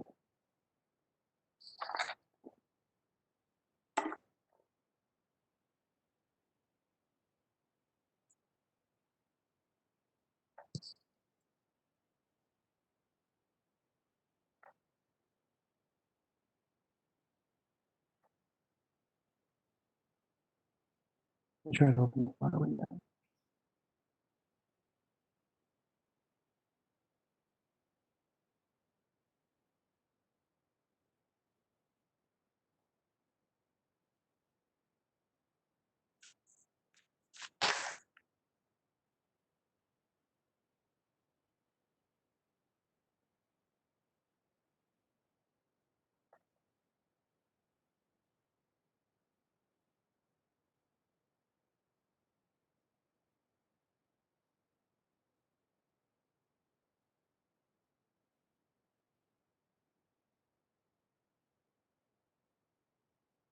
It doesn't like my laptop. Technology doesn't like anyone today, Beto. Having a good day, right? You know what? Oh, I don't know. This is that. Oh, there it is. Was in a PDF file. Okay, so okay. So scenario 3, what it looks like function code wise. So instead of having under scenario 2, there was approximately, adding these approximately $954,000 being spent, right? And that was to break down by function code. Scenario 3, so I'm going to take this $954,000 by 06, putting it here just so you can see it as a check figure. If I take all 3 of these, it's $1,075,000. So scenario 3 is about $120,000 higher, with about 70,000 going to teachers and about 50,000 going to hourly staff. So the way that works,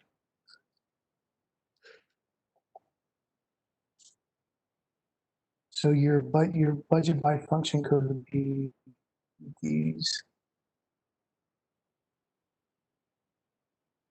Copy this one down. Okay, so your budget, your adopted budget would look like this. We would start off, instead of starting off where we were under 705,000 and then minus the adjustments, that puts us at about $500,000, right? What scenario 3 does, we start off a little bit lower, negative $800,000 minus the adjustments. We're at about $380,000 versus $500,000. So that's why I made the comment that it's not impossible as long as we can find additional cuts during the year to bring us back up to the $500,000 that we want to end the year with, so that we don't have to count on the savings for the following year's budget for day-to-day stuff. So this is what your scenario 3 would look like by function code.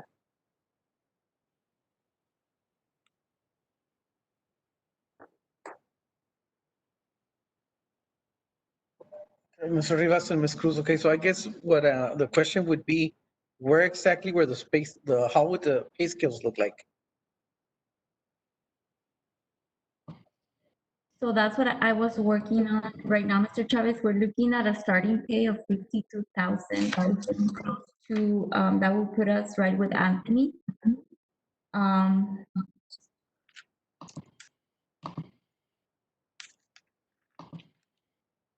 and that really would be the only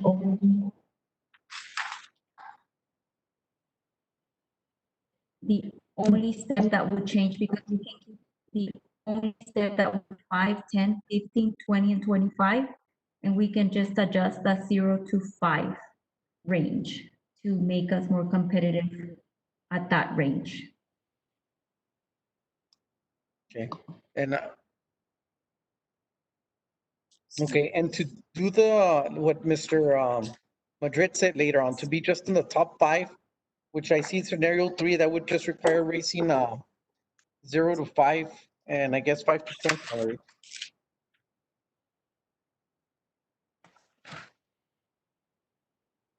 Where would that put us, or is that what you did, Beto?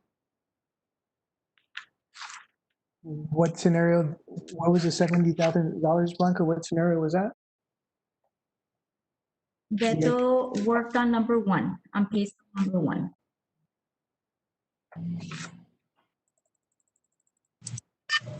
Okay, on the scale, Mr. Rivas, you're looking at, let's look at adjustment to pay scale for 2021, right? And I'm looking at the 10-year salary. You look at Anthony, you look at Faith, you look at Clint, you look at Socorro. Socorro would be number 5. So what would it take for us to get ahead of Socorro I.S.D. on this scale, to be on the top 5? Likewise, on 5-year salary, what would it take for us to go 1, 2, 3, 4, 5 ahead of Fabian since we're 5 right now?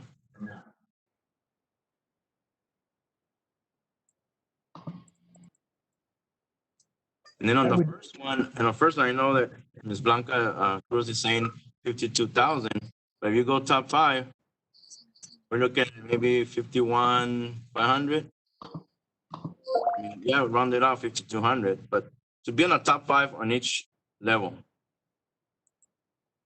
which on 15-year we're number 5 on the proposed, and on 20-year salary we're actually number 4 on the proposed.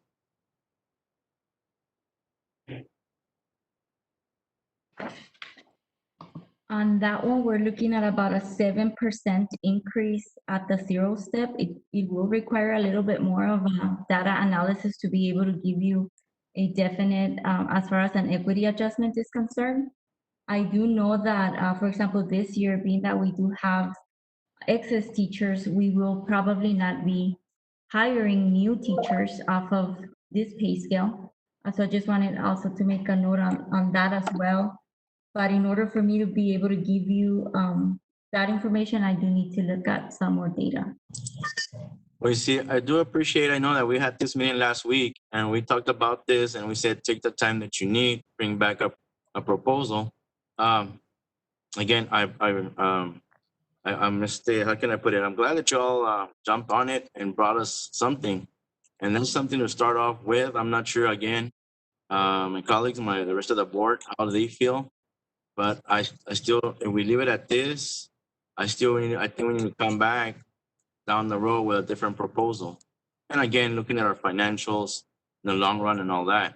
But I definitely want to be top notch when it comes to from 0 salaries all the way to top 20. I mean, I just want to be able to say, I mean, we're advertising, we want kids, but we got to attract those teachers as well. So, I mean, like I said, whatever we can do, whether it be now or later, but I still feel we just need to fine tune it more. So the difference in cost between a 4% general pay raise for all teachers and a 7% general pay raise for all teachers is about $369,000. And that doesn't include any equity adjustments that may be needed for that scenario. Entonces, Mr. Chavez, I don't think that's what we're asking for. What you have right here on the screen, right? Let's say what I can see on the screen, because I think we're getting confused on what we're looking at. But based on what you have on the screen, right? What me and Mr. Madrid are saying is raise the pay on the first two levels only. Do not mess with the other two levels. So that means that you would not be giving everybody a 7% increase across the board. You'd be adjusting accordingly to the level because we want to be in the top 5 for all the, whatever you separate your criteria, the 0 salary, 5-year salary, 10-year salary. We want to be within the top 5. So on the 20-year and 15-year, you're already within the top 5. So it would only need, the only adjustment needed would be to the 0 and 5-year. And then of course, I know that you need to go and do your equity adjustment, but that's, if I understand correctly, I mean, that's what Mr. Madrid is asking. And that's what I would want to see also. Yeah, Mr. Chavez is reading my mind. Again, if you go to the, let's just put it this way, where we got Socorro on 0-year salary, puts on Aniceto there with 51,449. You go to the 5-year salary, you got Fabian's I.S.D with 52,985. Put us there instead of 273. Now you can go to Canutillo on 10-year salary and move us from 54,315 to 54,750 and keep year 15 the same. And I know that it's still an adjustment because we were bottom 10 on 15 and 20 years. So I know that there's still an increment on 15 and 20 years. But as far as what we see here still to move up would be from 0 salary, 5-year salary, and 10-year salary. That's what we're trying to say. Like, in other words, let's replace Socorro on 0 salary. Let's replace Favens on 5-year salary. Let's replace Canutillo on the 10-year salary. That's what I'm saying. Okay, understood.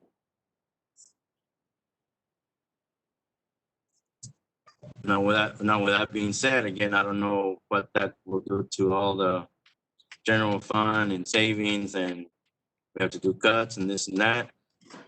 But I mean, I just don't want to continue. I've always been a proponent on trying to stay competitive, and through my years, we've always had to be playing catch up, because we tend to, whatever reason, not do anything about our salaries as far as teachers. We're always trying to up every time. And then if I could just give more explanation, Mr. Rivas, on how the budget works. And I need to make some time to meet with you, but why is it that it's okay for us to transfer every year $1.5 million from the general fund to the health fund and not have to make any cuts, but then when it's salaries, we have to find cuts? The transfer is a one time, it just happens to keep happening a lot. It's happening more than one time. So yes, it has become recurring. I know, but you understand my question. Since I came on, we've been doing this, and I've analyzed the meetings from previous years, and you've been doing this for quite a few years. So why is it so difficult to do it with salaries? If, let's say, we go back 5 years, you've been transferring money from the general fund to the health fund constantly. What's the difference between why is the health fund any different than the employee pay? Okay, so I'm gonna insert a row here on the Excel file. And so the difference is that the money is added into the budget versus it's taken from the savings to cover a deficit, right? So if I add that $1.5 million right here, if we wanted to use $1.5 million for pay raises, so this is what that does to your budget. Suddenly we're approving a budget that is 40 million in projected revenues and 42 million in projected expenditures. So once I give that pay raise of $1.5 million, we're stuck with with this negative $2 million amount. That would be the difference. Whereas on the health fund, I'm not stuck with it. We're not stuck having to pay the $1.5 million. We've been doing it to keep employee premiums from going up. There is an agenda item later on today to increase employee premiums. So if we increase employee premiums, then and we increase what the employer pays, then I don't have to come up with the $1.5 million. And then the final option for the health fund is we don't want to keep doing the $1.5 million transfers, or we don't want to. When the health fund was set up, the Texas Education Code says once it's set up, if it runs out of money, the general fund has to cover it. So the other option is we can just get rid of the health fund and move over to TRS care. And at that point, if the state runs out of money, guess what? Sanelli doesn't have to pay more. We're not on the hook for that. So the difference here is that, so the $1.5 million, if we were to add, if we were to build into the $1.5 million here, then I have $42 million that I have to keep paying because I built it into a pay raise, but I only have $4 million coming in. So I'd have to find $2 million in cuts somewhere else to offset it. If we don't, then what happens is your fund balance takes a huge drop at that point. It's not just $1.5 million here, it's $1.5 million that I'm stuck with. So that's really what it is do we want to pick up and keep the $1.5 million every year, even though we have less kids and we have less money coming in? Or is the $1.5 million just going out of the savings? Okay, that makes sense. I'm just like, I understand the stuff about having a balanced budget. I just don't see how we keep where this $1.5 million keep coming up from and us not being short. I don't know. That's maybe where I'm having a hard time visualizing it. Okay. Because I know we're taking our money from somewhere, you know what I mean? We're getting it, I know we're getting it from it's not just coming up from thin air. And I know what you're saying about putting it in the budget, you're kind of committing to it. But what is it? Okay. I guess I have to meet with you so you can explain this further to me. Because I honestly don't understand all the numbers. Okay, the fund balance has been decreasing. The overall fund balance has been decreasing because of the transfers, because of the $1.5 million. So the overall pot of money that we used to have is getting smaller. Let me pull up. I can pull it up on mine. Under the audit book, you'll see a graph for the fund balance, and you'll see the total fund balance has been decreasing now. Remember, the recommended fund balance is the average monthly expenditure times 3 months, right? Now, if my overall budget is getting smaller, then that number gets smaller as well. Correct. But as far as, let me pull up the audit, as far as the actual, as far as the actual total fund balance, yes, it is decreasing. It has been No, decreasing because of and that. it has to decrease because we're losing students. So I understand that. I mean, like you said, it has to be 90 days worth of expenses, and if we're spending less or fund balance is less. I guess I should have made a little bit more notes to reword my question correctly, but I'll get with you guys so you can explain that to me a little bit better. But I do understand what you're saying about the fund balance. I understand it is getting smaller.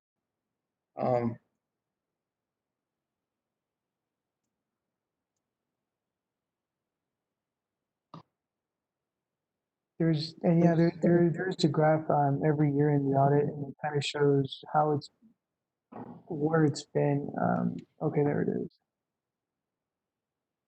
Find it.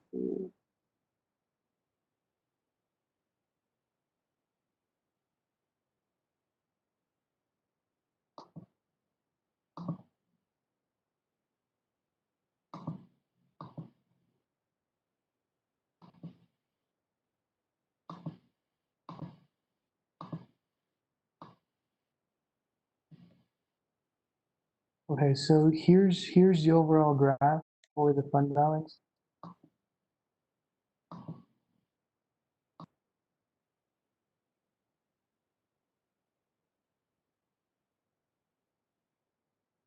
And so at one point, the fund balance, like if you look at the years 2009, 10, 2010, 11, the fund balance was able to increase because not everything was committed for yearly expenses. So if 1 year we brought in 40 million, but we only spent 38 million as an example, then that would be like a $2 million increase.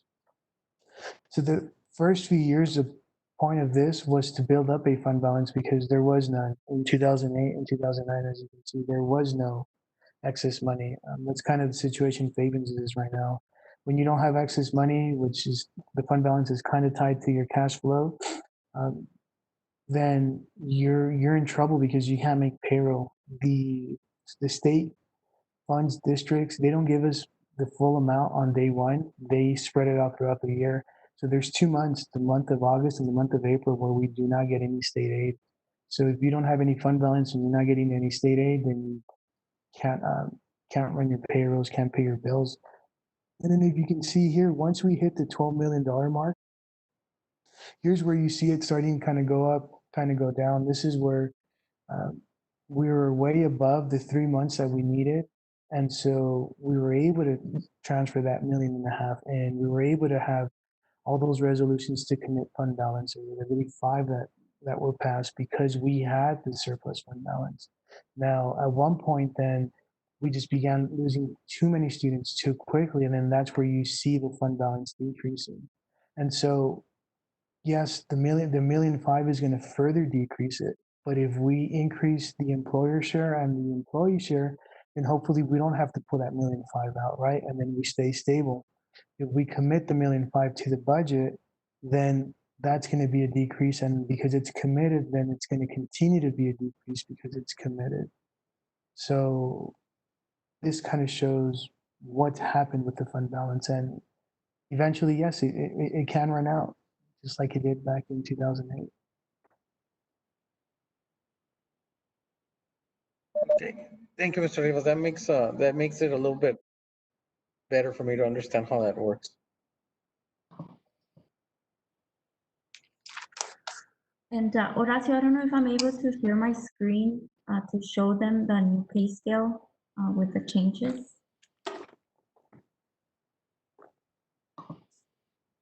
Do I need to unshare mine, Horacio? No, I'll take care of it. Okay. You're on bank.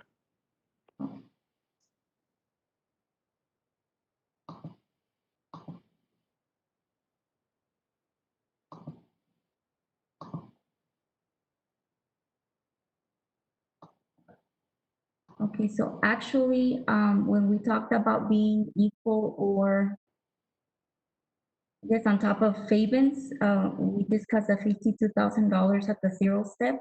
So I made the change here at the 0 step all the way to the 10.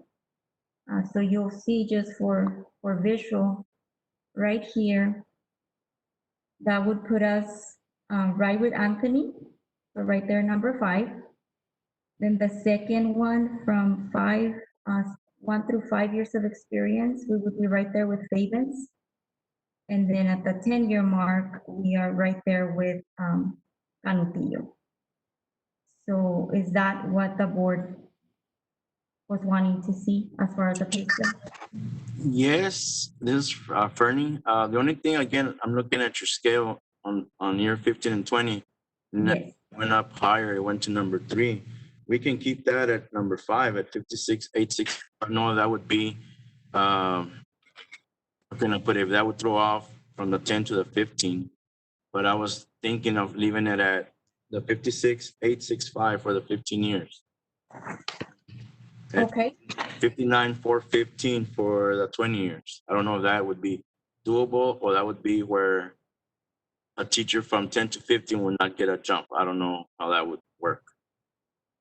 And did we, Mr. Madrid, I thought we were wanting to go above Fabens and not stay the same.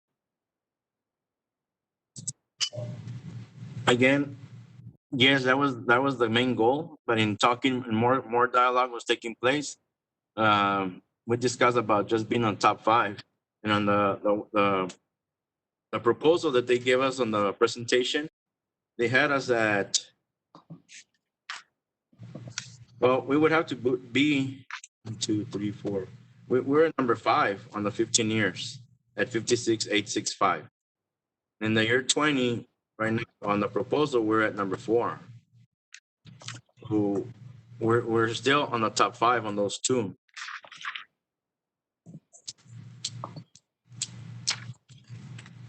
It stayed the same as Fabens, and I thought we were trying to go, I think that's the 5-year one, right, Blanca? Yes. Uh-huh. I thought we were trying to go over, not stay the same, but I mean, No, the one that we're staying and we would be under Fabens would be the 15 year. Because everything okay. else would be basically over Fabens.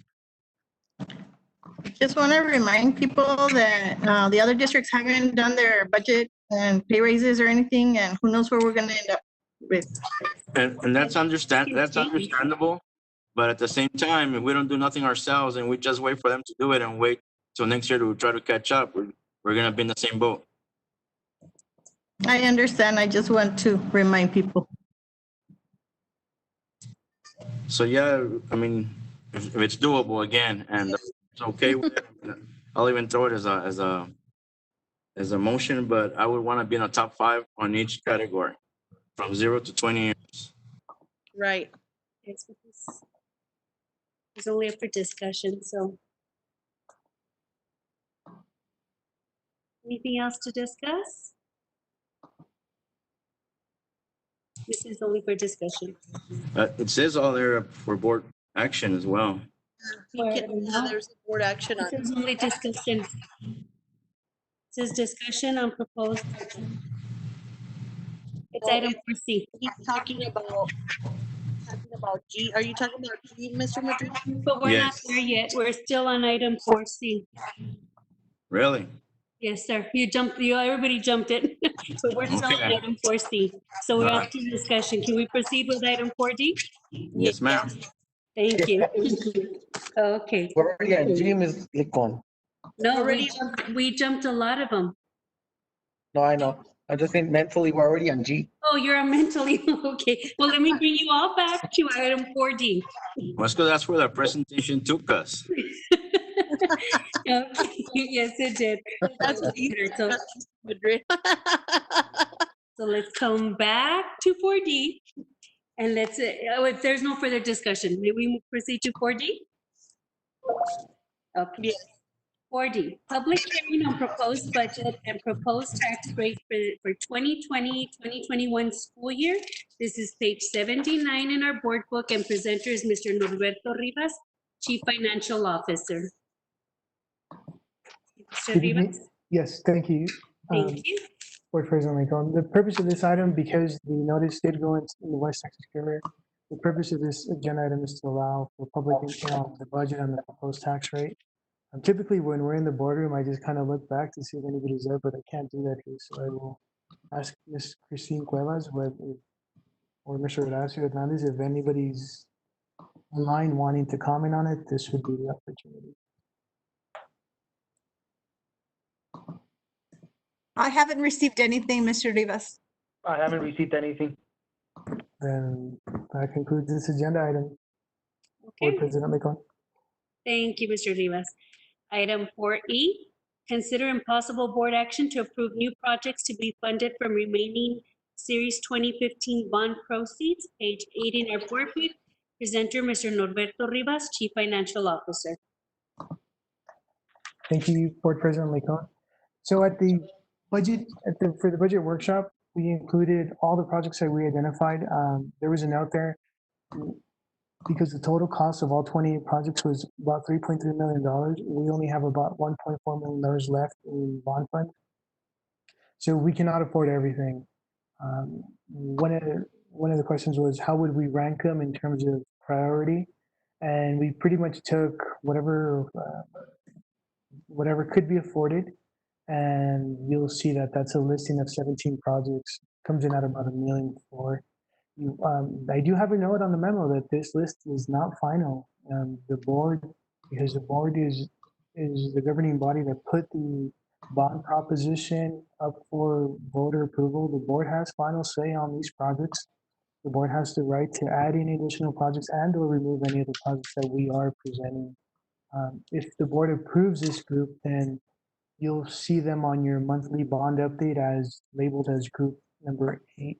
So the original, on that monthly bond update, you have all the original projects up top on page 2 up top, and then at the very bottom is where you have all the additional projects that were added with savings. So with that said, if you look at page 81, these would be the 17 projects that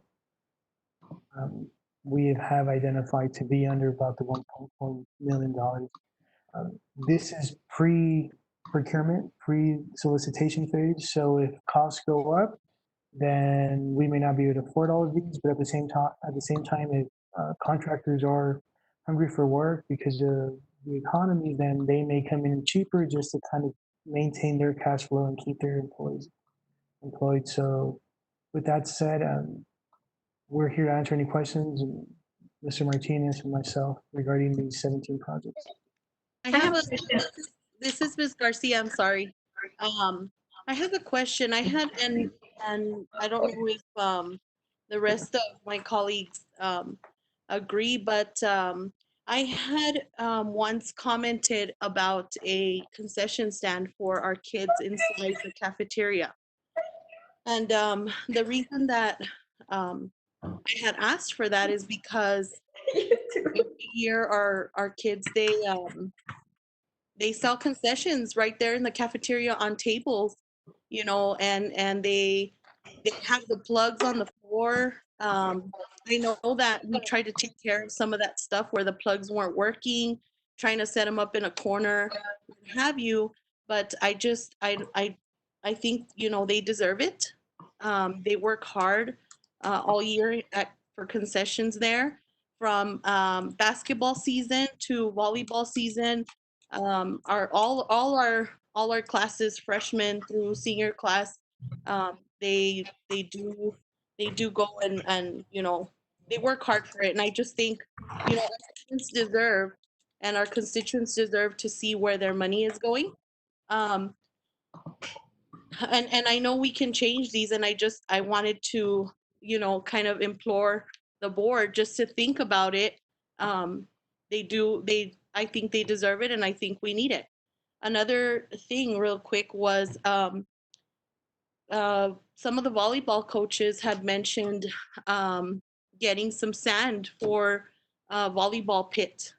And, you know, once again, they're using other facilities, going to other places to use those pits. And I think, you know, with the help of the community and us, you know, they deserve that.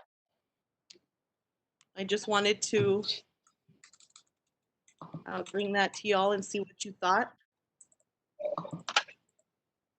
I have a question to Beto.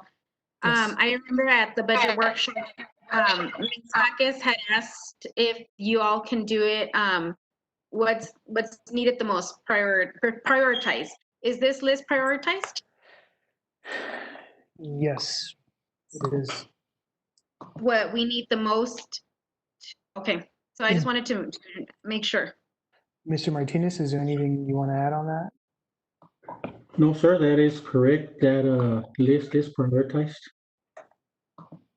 Okay. I see some of the items here. We're talking about safety. We're talking about a fire alarm replacement. I mean, Right. That's a safety hazard. Yes, but I also see a GEMS parking gate. That is a split up parking lot between visitors and staff parking. It's at the very, very end. It's a $13,000 cost. I do know at GEMS, they have security guards at the gates when the parents do come in. They, you know, send them to the appropriate parking spaces. I just think maybe some of that money could be allocated towards those two projects. And again, it's a consensus of everyone, and, you know, we don't all have to agree. I just think, you know, that the students, you know, they deserve those two things. This is Mr. Chavez. I just wanted to add, you know, I agree with the list. I know we got to take care of what's, you know, the priorities. However, I'm also with Ms. Garcia in the fact that, you know, a few months back, we had talked about doing some projects for the community, one of them being the concession stand.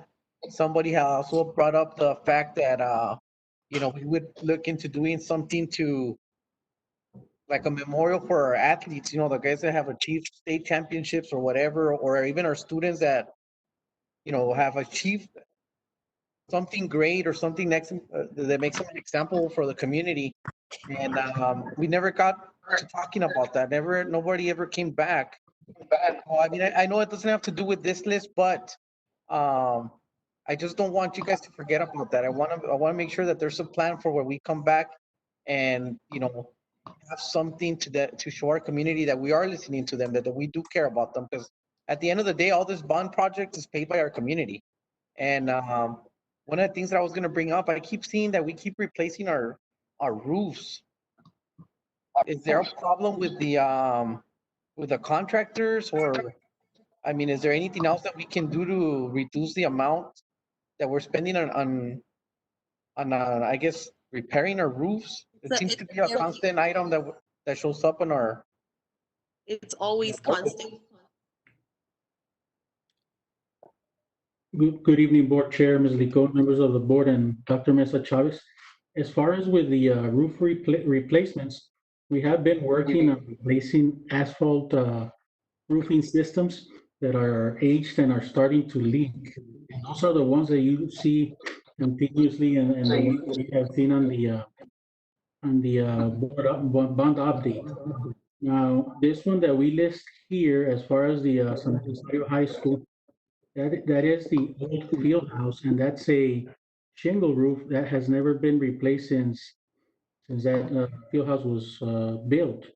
So it is at a point where it's at its end of the life, and it's very brittle. Where now, when we get high winds, we get more of that shingle blown off of the roof. So in order to preserve the integrity of the roof, we are recommending that. That's the one that you see there.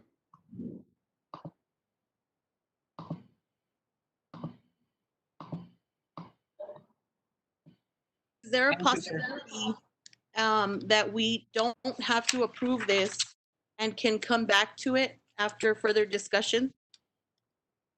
Yes. And I don't think it's up for approval. What we're told him to set up, Mr. and it can be changed. It is, Mr. Madrid. It's up for approval. It's up for approval and it can be changed. So you as a board do not have to approve all 17 projects. Today, you do not have to approve any projects today. You as a board have the option to approve some of these projects, to add projects, to remove projects, or to just, we can just defer this item and then bring it back for further discussion at a future board meeting. So the agenda item reads both consider and possible board action. Yes, I would like that if that's okay with everyone else.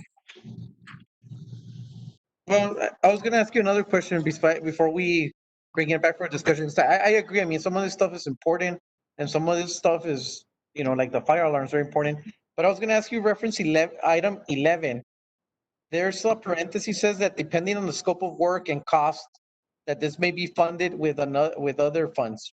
What is that in reference to? So the history behind the music classroom was, so we couldn't fill that position earlier in the year. And apparently a comment was made by a teacher who was interested in the middle school music class, that I guess they kind of saw the classroom and they weren't too pleased with what they saw. I wasn't part of that. That was just kind of the conversation I heard. So in terms of the total dollar amount, this is one where, depending on what we upgrade, if some items are expensive, some are not, this is where we would need like the actual music teacher to kind of come in and look at the classroom and see what is needed. So if this item comes in at the very end, and all he needs is a paint job and replacement of ceiling tiles, and it's $5,000, and at that point there would be no purpose in charging that to the bond fund. At that point, that's such a small project that we can absorb through the general fund, through 199. And that it would pretty much be paid for through attrition, people not picking up health insurance. So that's why that note's there. So what you're telling me, if I understand correctly, is we don't have any specific plans of what we want to do. We're waiting for the, I guess, the music teacher that's going to work there We to want, make it. yes, we want to give it a facelift. We just don't know the exact details of that facelift yet. Okay. Now, could we just, for example, reduce that amount to 30,000 so that we can accommodate Ms. Garcia's request? Yes, the concession stand, I believe the estimate that Mr. Martinez has is about $70,000 for new construction. And then the sand volleyball court, the estimate we have is about $26,000. You said 70,000 for the concession? Why is that, Yes. why is that proposal so high? What are we building? That would be, I'm sorry, good evening again. Thank you for having me. That would be a new construction inside the facility. And what really, makes the price go up is when you start factoring in all the electrical work, the sewage, because it's not really close to that. That's why, if I may, Mr. Martinez, in front of the, when you come in through those two doors in the front, there's a little space where we sell the football tickets, correct? The actual little room, Yes. yes. Why can't we convert that into one of the concession stands? I mean, that could be converted. The proposal was so that we wouldn't touch that. That's an option. Does it have drainage? Yes, it's a sewage and then the plumbing involved.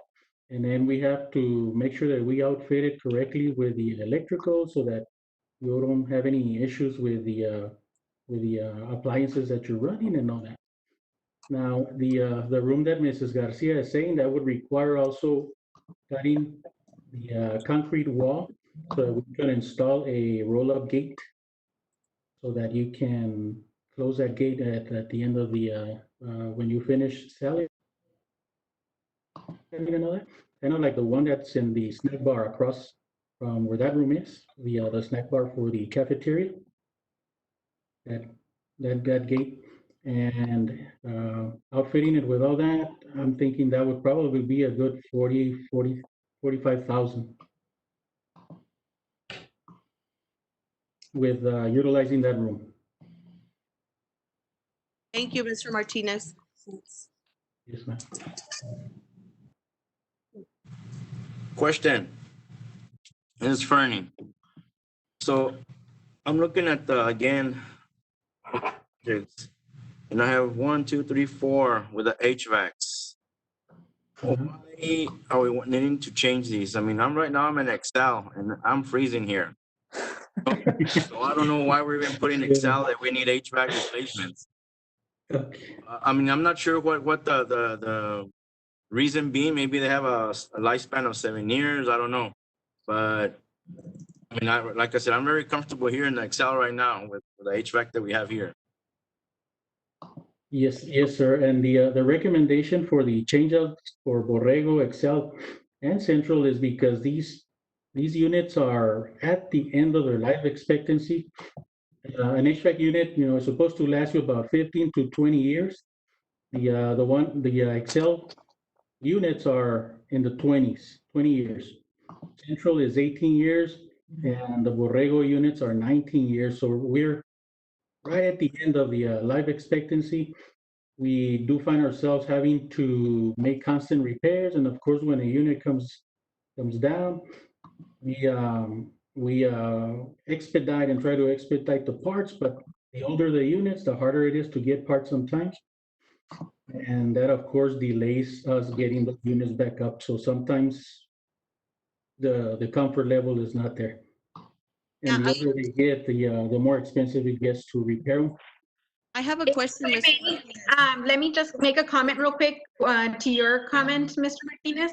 Yes, When I ma'am. worked at Central, human resources would be freezing and the other office behind it would be burning up. And if anybody would move the thermostat, it would always be the opposite. So yes, that's needed, absolutely. No, you're right, and I mean, we got old units there, and we've been doing our best to keep up with them. but it does get expensive to keep up these units. And now with the newer units that they're making, energy efficiency is a top priority. And I believe Mr. Chavez asked last meeting we had if there's any incentives or rebates regarding replacements of HVACs. And I checked with the electric company and their company that handles that, which is Clear Result or the SCORE program, and they are offering incentives for conversions or replacements into higher efficiency units. So what they want is to lower the kilowatt usage, and they actually will give you monetary incentives for doing that. So it would be about if some of these projects are approved, it would be about showing that scope of work to them so that they can see what kind of equipment we're looking at and providing feedback as to what would offer the best incentive. Mr. Martinez, I'm also with Mr. Madrid. I'm here in the Excel building as well, and it's freezing in here. My question is, could we wait while, I mean, another year or two before we have to do this Excel building? I mean, we can wait. The only thing, like I said, the longer we wait, the more expensive it gets. So we could do, for example, if you say, we could do Central and Borrego and wait on Excel. Correct. That would be about $110,000. Okay, for Excel. I'm sorry. I'm just chiming in real quick on this one. If we wait on Excel, I mean, again, we're looking at many years of usage here. Are we waiting for them to stop working or not working as comfortably, and our people in Excel, have to weather the temperatures that we're having to deal with right now? I mean, again, Just make an evaluation on whether we can wait or not, and then have him get back to us, and see if, it will last us another year or two, or we need to do it, right now immediately. I'm just saying, that's a possibility. If I may interject for a little bit, Horacio, how would that impact our, since Excel is now the hub of all of our technology? The hub in itself, the NOC, it has a separate AC. It's a open system. So in reality, that on itself will not interfere. I mean, what I do have to say is that, and Ms. Romero is there in the hall, I don't know if those ACs stop working or they're controlled by that, but that hall is hot and these rooms are cold. So I don't know what it has to do with the way they work or they're just the way they've been configured and programmed, but some rooms are cold, some rooms are hot. Like the other end where my, the other technicians sit, those are very hot rooms. So I don't know if they're being programmed like that or that's the way they don't work. Ever since we migrated from the annex here, I have noticed that maintenance has put in a lot of work and money into those units. So I mean, at the end of the day, we have to balance whether it's cheaper just to keep them or just to replace them. These are 20-year-old units.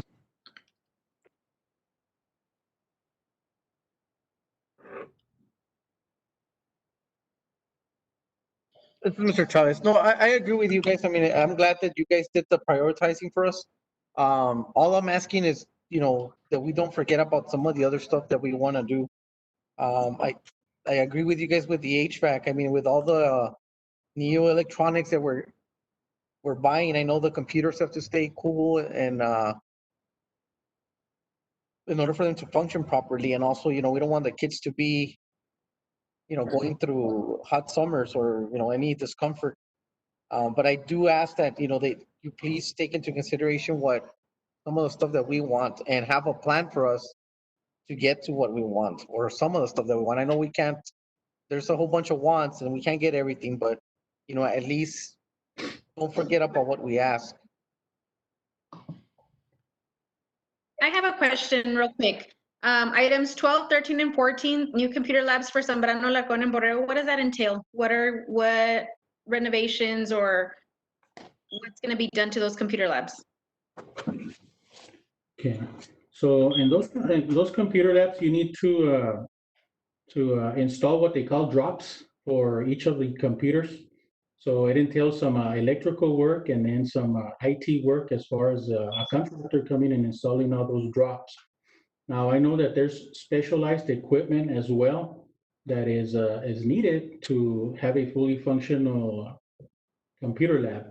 So basically, that's what is the cost as far as that, because that doesn't even include the computers yet. That's just a setup for a computer lab. And If I may, yes, go ahead. I'm sorry, if I may interject, and I don't see Ms. Renegar, but maybe Mr. Dr. Segovia can speak to it. And the reason we were put those on the priority list is TA is moving into having all testing going online. I just can't remember the exact date. I don't know if it was 2023 or 2024. And Dr. Segovia, do you recall? Good evening, Board President Licon, board members, and Dr. Mesa Chavez. I believe it's 2023 where the state is asking districts to test or use technology to test our kids on the STAR.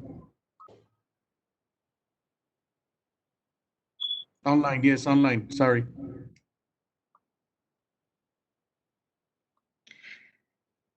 So that was kind of in preparation for that, kind of putting it in that phase so that we would make sure the schools would be prepared. Obviously, that does not include the computers or anything like that, but it's to take care of the actual computer lab area. Thank you. Thank you. You're welcome. I'm going to number 17 again, where it says fencing and code control gate to split up the parking lot. I'm trying to think back to when we had the situation that we were looking into ways of securing our students. I think it was beginning of the school year. And I get where Ms. Garcia does, we do need the concession stands and perhaps a volleyball sand pit. But when you were referencing to this one, to me, this one seems more like a safety measure, being that we did have an incident not too long ago, well, a couple of months back. And this also seems very important to make sure that we do keep our children safe for people coming in or even going out in certain situations. So I was trying to see that this is very relevant and very important to have this, this type of fencing. It is, but also we do have a fence that closes to that parking lot. I believe that all our fences are supposed to be closed, right, while school is in session?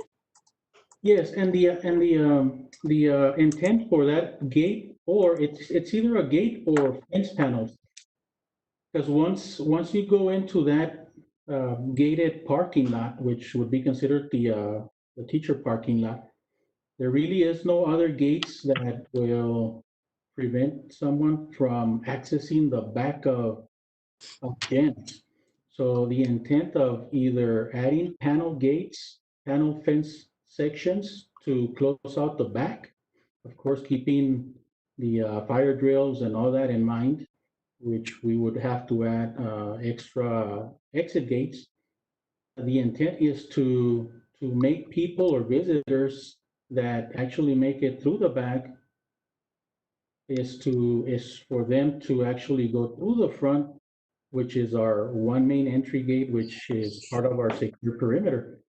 So if it is closed and we manage to maintain it closed most of the time, or we apply a access control gate, then that's what we're looking at, where someone that goes and visits actually has to park in the old gym area and has to go through the front instead of going through the back.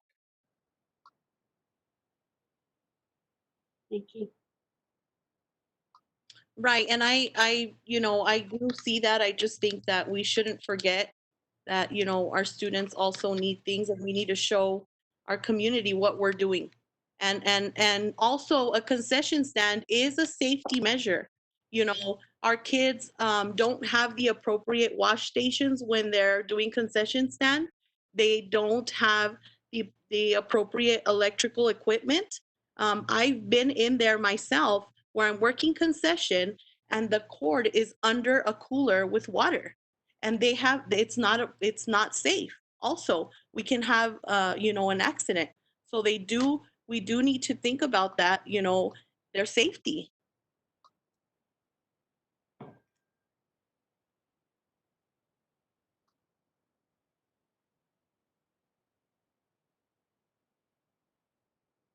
So Thank you, Mr. Martinez.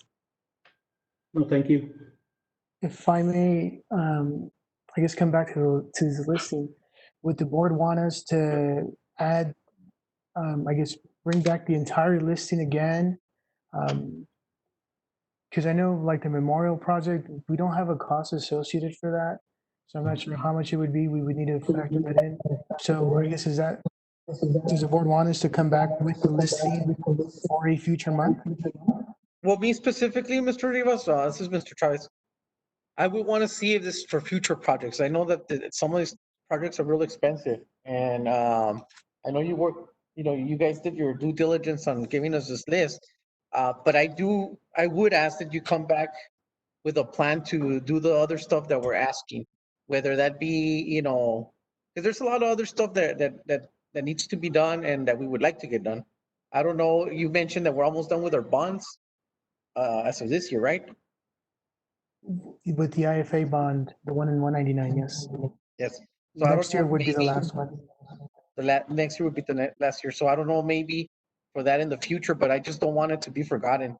I don't know about the rest. I know Ms. Garcia has expressed, what her opinion is, but I don't know. I mean, I'm okay with moving forward to, if this is what needs to be replaced, it's the most pressing. I mean, that's why we wanted to save that money, to make sure that these things get done.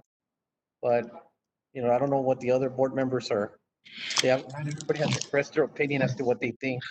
And Mr. Chavez, if I can just ask, if I may, Sir Beto, when was the sand pit? When was the first time that was brought up? Because this is actually, I want to make sure. I mean, we have put forward, and as you saw in the pictures before, we put forward everything that's been, I guess, requested or asked, and the information that you see before you is like what you said.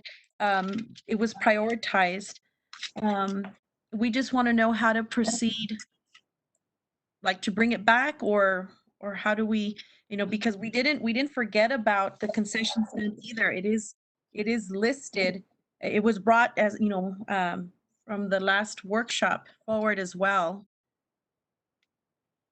No, I know, and I know it was listed, but I know, like, for example, our idea about the memorial, that one's after somebody asked that we were gonna work with the city or the sheriff's office for that officer memorial. Nobody ever came back. Nobody came to meet with us. And it was just kind of just brushed under the carpet and never talked about again. And I understand there's more pressing stuff with the COVID thing going on. That's why I haven't brought it up. But now that we're here talking about it, which is what these meetings are for, I just want to emphasize that some of the stuff that we bring up, we would like to not just forget about it, because I for one won't forget about what I asked. And I know this is important. So me personally, I would like to move to make a vote on these items. And then I understand that we might not all agree, but that's what we're here for. We're here to make some of the hard decisions. So, And just so you know, Mr. Chavez, that we did have, and I don't know if Mr. Martinez, I know that Mr. Martinez did reach out to the individuals and we had not heard back. Mr. Martinez, do you want to speak to that? Yes, ma'am. As a memorial? Yes, to add to that, the lady that was spearheading that project, I think she is no longer with the city of San Elizario. So the last meeting I had with them, they were going to delegate that task to someone else and then meet with us so that, or provide a meeting date so that we could even invite any of our board members that would want to attend to provide ideas on what kind of a memorial they would be interested in. So that was before the spring break, way before that. And I haven't heard anything else from the city. So I kind of was waiting for them to go ahead and reach out to us and provide that date. But I can always reach out to them again and see where they stand with that. Because they kind of like stopped. Yeah, no, and I understand it, and it's because of this COVID thing, but I just want to make sure that, we have some type of, I don't know, maybe list of the stuff that, hopefully when all this is over, we can go back and revisit some of those items. Right, and I'm with Mr. Chavez. I do agree that there's things on here that are really, really important, and yes, safety measures are important. Just please don't forget to come back to our students and our constituents, and especially our students. They deserve it. They deserve a place that's safe. They deserve a place that they can be proud of, when people come to visit our campus. But just please don't forget about those things. I do know these are important. I'm all for them, but don't forget. That's all. Yes, ma'am. Thank you. Madam President, if there's no more discussion, there is a motion on the floor. Mr. Chavez, I will go ahead and second that motion. Go ahead and second the motion, Mr. Madrid. Okay, so there is a motion by Mr. Chavez, seconded by Mr. Madrid. I will now take a vote, and this is to accept these items. For this. Yes, 1 through 7. yes, Ms. Licon. Okay. So, Mr. Madrid, how do you vote? Aye. Mr. Chavez? Aye. Mrs. Jaques? Aye. Mrs. Garcia? Aye. Mrs. Hernandez? Aye. Ms. Romero? Aye. Ms. Licon? Aye. Motion carries. Thank you. We'll now proceed to item 4F. Consider and board action on submitting health plan premium rates and benefits for 2020-2021 school year, page 83 of our board book. Presenter, Mr. Norberto Rivas, Chief Financial Officer. Thank you, Board President Licon. So on page 83, there's a brief introduction, a brief history. So the last time we raised the premiums for employees, it was in the 2014-15 school year. And then in the 2016-2017 school year, we ended up eliminating the bio plan. Those are the only two changes employees have seen as far as their health insurance goes. So the purpose of this agenda item is to kind of go over different options.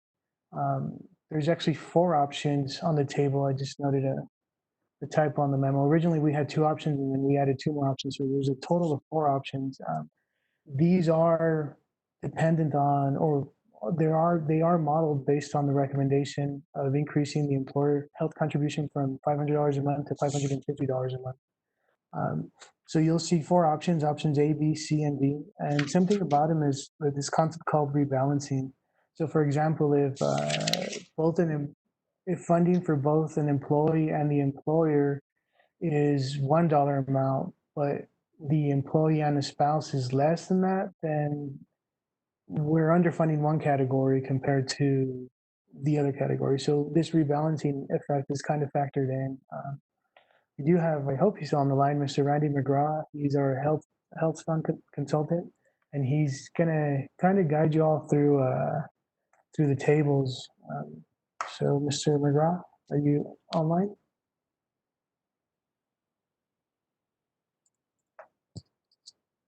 But I do see him online, but he either doesn't have access to a microphone or to a camera either. But he is online. He is online. Let me text him really quick.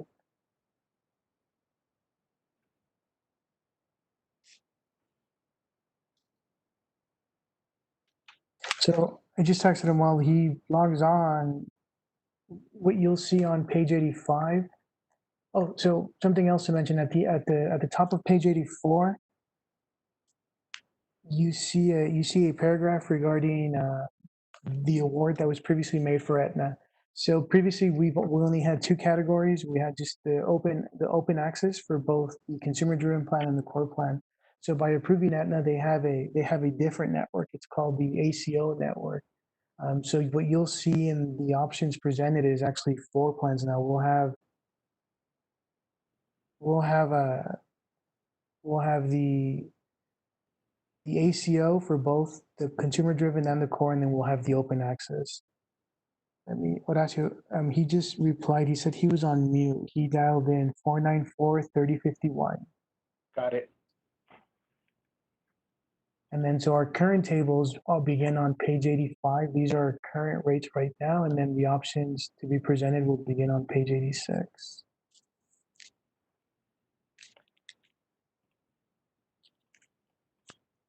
Mr. McCall? Yep. I'm here. Hey, Randy. Hello. So I don't have your board book, but we're looking at the benefit summary for A, B, C, and D. Is that correct? Yes, we're going to start with option A. Okay. And so, good evening, Board President, Superintendent, members of the board. Members of the board, I'm Randy McGraw with Hub International, and I'll review the benefit offerings and recommended funding. And I have been listening, and I heard the discussion too on transfers of money from the general fund to the health plan. And one of our objectives in this rebalancing exercise and funding of the plan is to prohibit that from happening in the future. And so in other words, the objective is the $550 that comes from the district towards the health plan with the changes in benefit offerings and payroll deductions should cover the operating expense for the health plan as it goes forward in the future. And so in each one of the scenarios that we have, there's some changes to the benefits that are being proposed. And currently we offer, when I say we, I'm meaning the I.S.D. We currently offer 2 plans, and we refer to them as the core plan and the consumer-driven health plan. In the plan moving forward with Aetna, there are going to be 2 provider networks that are offered. And so you notice at the top of the columns that there's the first 2 are labeled ACO, and that stands for Accountable Care Organization. Or another way to describe that network is to refer to it as a narrow network, meaning there's a preferred hospital involved, and that would be any of the tenant facilities. And then under the open access PPO, that's the type of network that we've been accustomed to for years. Also, essentially the same network that Aetna offered to you 3 years ago, back when we had Aetna at that time. So now there's 4 benefit choices for employees to make. And the benefits, if you notice, in terms of deductibles, co-insurance, maximum out-of-pocket, whether we're talking about the ACO core version or the PPO core version, those variables are the same. So the only difference between the 2 plans is, the provider network. So and the changes that we've made for the core plan are to increase the deductible up to $750. We've increased the out-of-pocket maximum, and the out-of-pocket maximum is the sum of all of a person's cost-sharing provisions during the course of the year. So your deductible counts towards the $4,000. Your office visit copays to see a doctor or copays for prescription drugs or any other copays, they count towards your out-of-pocket maximum. And the co-insurance, when the benefit plan pays 80% and the member pays 20%, that's referred to as co-insurance. So in essence, anything that comes out of the member's pocket accumulates toward that $4,000 threshold. And the San Elizario I.S.D. has enjoyed really strong benefits in its core plan historically, and you haven't made changes to your benefits or to your payroll deductions for quite some time. So, meaning measured in years, and like Mr. Riva said, that's been offset by these transfers that you've been doing from the general fund to the health fund. So there's some increases on the office visit copays. The first number there, $30, is for a primary care physician. And then the second one, $55, would be the copay to see a specialist. If you go into the hospital in the network, there's a $100 copay per admission, and then your deductible applies if you haven't already met it, and your coinsurance. And then the copays for prescription drugs, small adjustment there, $10 for generic drugs, $35 for what's referred to as a preferred brand name drug, and $55 for non-preferred brand name drugs. Under the consumer-driven health plan, there's only one change to the benefits that's being made, and that is to stay in compliance with what's referred to as the qualified consumer-driven health plan or high deductible health plan. There has to be a certain minimum deductible or maximum out-of-pockets in order for the plan to stay qualified. And that's important because having the qualified plan is what allows individuals, or in this case too, from Zario I.S.D. this year, to make contributions into the health savings account. And the health savings account is a tax-preferred bucket of money where money can be deposited, and then when you have an expense, you can, like your charges being applied towards the deductible, you can use those monies to reimburse yourself or your provider on a tax-free basis.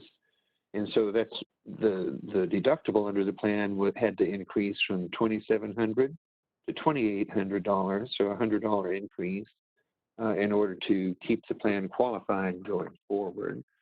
And so there's under this plan, everything is subject to the deductible. There are no office visit copays. So when you go to the doctor, you pay the full expense. And that's where the HSA helps a person accumulate money. It can carry over from year to year, unlike other flexible spending accounts where you have use it or lose it provisions. Money that goes into the health savings account immediately invests and becomes money owned by the employee. So those are the small changes there. And then you see it's the same description for the open access PPO. So your committee did a great job in the meetings that we had. So good that they ran a lot longer than I thought they would, but they asked a lot of questions. We wanted to make sure all the answers were provided. And then, some of them centered around the concept of this narrow or ACO network and the concern, well, what if my doctor is not part of that narrow network? So we compared lists of the doctors that are in the two different networks, and there's pretty strong match. The majority of your employees seek their health care at tenant facilities already. So it's not a big change then, and the number of physicians and predominantly the physicians they see are still in that same provider network. But under the ACO options, the access to, on a preferred network basis, access for healthcare or HCA facilities, Las Palmas del Sol facilities would be considered an out-of-network benefit. And so part of the reason for offering both the ACO and the PPO is to give employees choice. If it's more important to you to be able to access the county hospital or HCA facilities, or perhaps your doctor wasn't on the list, then you can keep your freedom of choice and have all of those providers at the in-network benefit level, as opposed to under the ACO, they would be considered out of network. That was a specific request from the members of the committee, is to make sure that people still had choice or more choice if they wanted to do so. So the funding levels there are all based on the $550 that come from the district. And then under the consumer-driven health plans, this would be a first for San Eli, but other districts are already making contributions to health savings accounts for their employees. So you will notice under options A and B, the recommendation there is to contribute $300 into the account from the district. So you might think of that as like some seed money in that account. Or another way to look at it too, under the consumer-driven health plans, once you meet your deductible, you have 100% benefit for the remainder of the year. Access for preventive care under any of these plans, there's no copay or cost sharing. So for preventive care visits, those are reimbursed at 100% by the plan. So in other words, if $300 comes from the district, now that leaves, you can spend that towards your $2,800 deductible if you want. And that really means your exposure liability as an individual is only $2,500 for the year.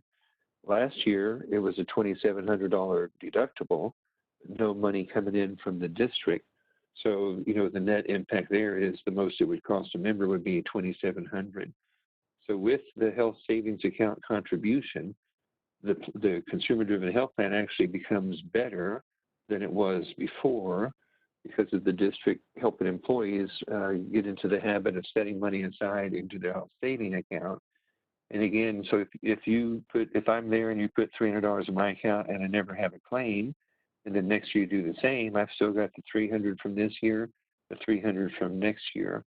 And for people that have been enrolled under the core plan in the past, they may find moving to one of the consumer-driven health plan options is lower premium cost to them on a monthly basis. And if they were to take their savings, I call this part of your own healthcare budget, but if they take any of those savings or any monies in the past that they've been using for their flexible spending account and redirect that into your health savings account, then you start this savings program that over time, if you don't use it, you don't lose it, and the money accumulates in that account. Once the district puts the money in there, it becomes the employee's money. The district cannot take it back. So that's kind of an overview of the benefit changes and the rationale behind the thought process for option number A. And so you can see, too, some of your peers in the marketplace, like El Paso I.S.D., contributes $500 per year. The Canutillo School District is contributing $600 a year into their health saving account. And then on the following page for option A, you can see Socorro I.S.D. Has a consumer-driven health plan, but we're not confident that what the amount is that they contribute for their health savings account. And Isleta does not contribute money to their health savings account. So this would kind of bring Stanelli up into the forefront of benefit plan designs and strategies to help encourage people to make good, efficient decisions when they're consuming healthcare, and giving them a tax-preferred opportunity to set money aside, not only now, but in the future. Even when they leave the district, this money is their money, whatever is accumulated in it. And the thought process and the reason for the IRS granting the tax favored status is to encourage people to save money for their healthcare expenses, even for post-employment. And you can, when you retire and you leave the district, or if you transfer, go to work somewhere else, you can take your money with you and use it toward expenses under your next health plan that you have. So that's the strategy there. The only difference between option A and option B is that under option B, we've raised the out-of-pocket maximum. And if you recall, under option A, it was $4,000. And here we've increased the out-of-pocket maximum under the core plan to $5,000. And so, and the reason for that is as we, raise some of the cost-sharing provisions, then it helps push the cost of coverage down in terms of payroll deductions. But everything else that we described is the same, including the $300 contribution to the health savings account. Under option C, we start to make some changes. So everything from the ACO version you saw in A and B, those out-of-pocket maximums are back to $4,000. And now we're making some changes on the consumer-driven health plan. So under A and B, you had a $2,800 deductible. Once you met your deductible, the benefits are covered at 100%. Under C and D, we've got the same deductible in option C, but once you meet your deductible, then the plan pays 80%, You pay 20% until your deductible plus your 20% equals 4,500. So again, what's happening under this scenario is it's lowering the payroll deductions for this consumer-driven health plan because we've done some cost shifting and raised the out-of-pocket maximum to employees that elect the consumer-driven health plan. It has a pretty good savings impact, a little bit, you know, on our option C for the consumer-driven health plan. And if we were to take a look at option D, under this scenario, it's more driven by the same philosophy that we had under A and B, which is once you meet your deductible, then your benefit plan would pay 100%. And I see a typo in option D. So ACO, the consumer-driven health plan, it should say $4,500 deductible, 0% and $4,500, just like it does under the open access consumer-driven health plan. So my apology for not noticing that that number was wrong, but it would be $4,500. So in this case, you pay expenses to reach $4,500, and the plan would pay 100%. And under this one, it has a bigger impact on what the cost of payroll deductions are. So, you know, if you look, for example, under option D, and the majority of your employees for dependent coverage or your dependents are for children. So under this scenario, it would be $234 for the ACO plan compared to option C. The child rate for that plan would be $303. So there's a significant reduction in the payroll deduction. And this would be an excellent opportunity to take money, the way I describe it, you know, to stop throwing money into the bucket that funds the health plan for everybody and take that difference in the premium and put it into your bucket, your health savings account. So now you're putting it into your bucket for future use as opposed to throwing it into the big bucket, which covers the cost of claims for everybody. And that, in a nutshell, is the differences between the benefit offerings and the strategies involving the payroll deductions. And also under both C and D, because we're raising the out-of-pocket and or deductible under the consumer-driven health plans, this proposal for C and D would have the district increase the contribution to the health savings account up to $500 per employee per year.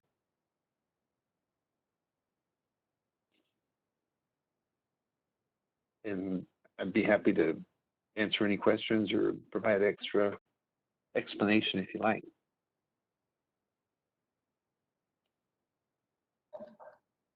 Mr. McGraw, this is Mr. Chavez.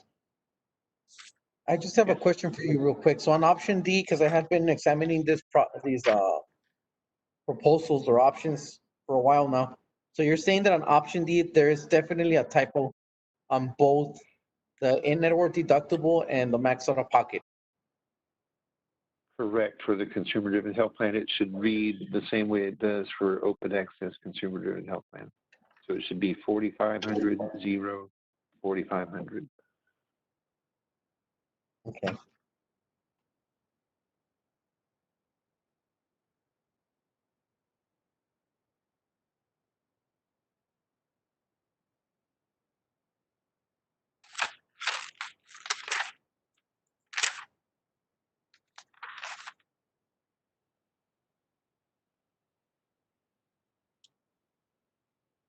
Now for option, I'm sorry, sir, another question. For option C on the consumer-driven health plan, how would you work on the co-insurance? That doesn't really make sense to me how consumer-driven health plans has co-insurance. When would the co-insurance apply? So let's say I had a $5,000 bill that is getting submitted for processing. The first, it is the first claim of the year. The claim administrator in this case would be Aetna. They would subtract out $2,800 and you would have met your deductible then. And then that leaves another $2,200 still to be paid. And so then the plan would pay 80% of the $2,200, or the members paying 20% of the 2,200, which would be $440. So then after that claim, from my perspective, I've put $2,800 towards the 45 plus another 440 for 3,240. And that's how far I would be towards reaching my out-of-pocket maximum. So A, B, and D are all designed to where once you meet the deductible, you're done paying money towards your benefit for the rest of the year. And C is the only one that has a co-insurance provision for the consumer-driven health plan.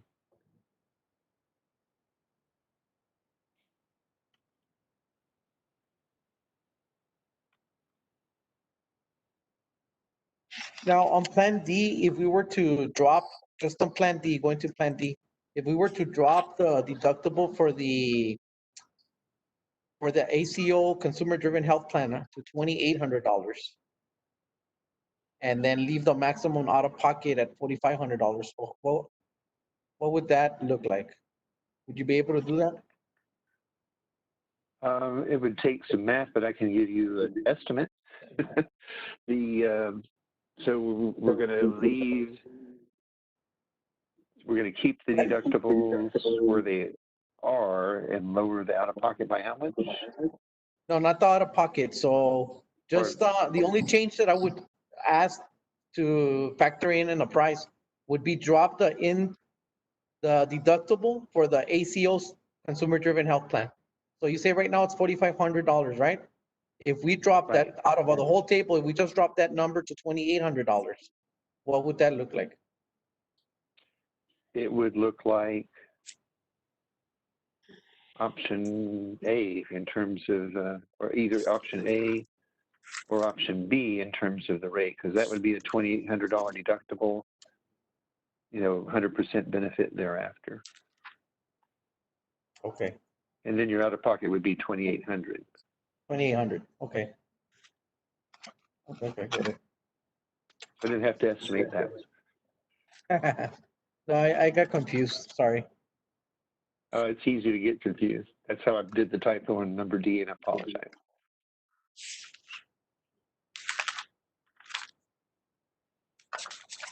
Irene Jaques, question for Beto. Was there a committee for this?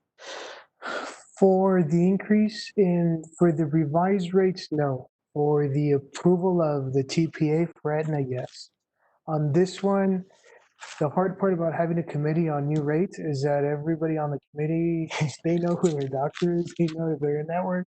If they're not in network, they know if they have kids, if their kids are gonna get off the insurance. So it's, I guess, a little bit difficult to get everybody to, I guess, make the right choice for the district. And that's kind of where Mr. McGraw's perspective comes in. It's like, okay, we want a solvent plan, if we want to, if in theory we want to be at zero by the end of the year, what different options do we have? What would the rates look like? And that's kind of what these became. All right, thank you. And if I could add something, this is Randy again to Beto's comment. So again, the purpose of the committee was to evaluate the proposals, but it's the district's decision on what benefits to offer and what payroll deduction amounts to set. And so in the discussion with the committee, we pointed out that, as we looked at the data and we talked about revenues versus expenses, I mean, we did talk and explain that after, the process of who you're going to pick to be your administrator, the next step would be to determine benefits and rates. And then we forewarned them too that in order to make things work where we don't have to be transferring money from the general fund, that it was going to require some changes in both the benefits and the payroll deduction. So they were aware that that step was going to take, they just weren't involved in the process. Thank you.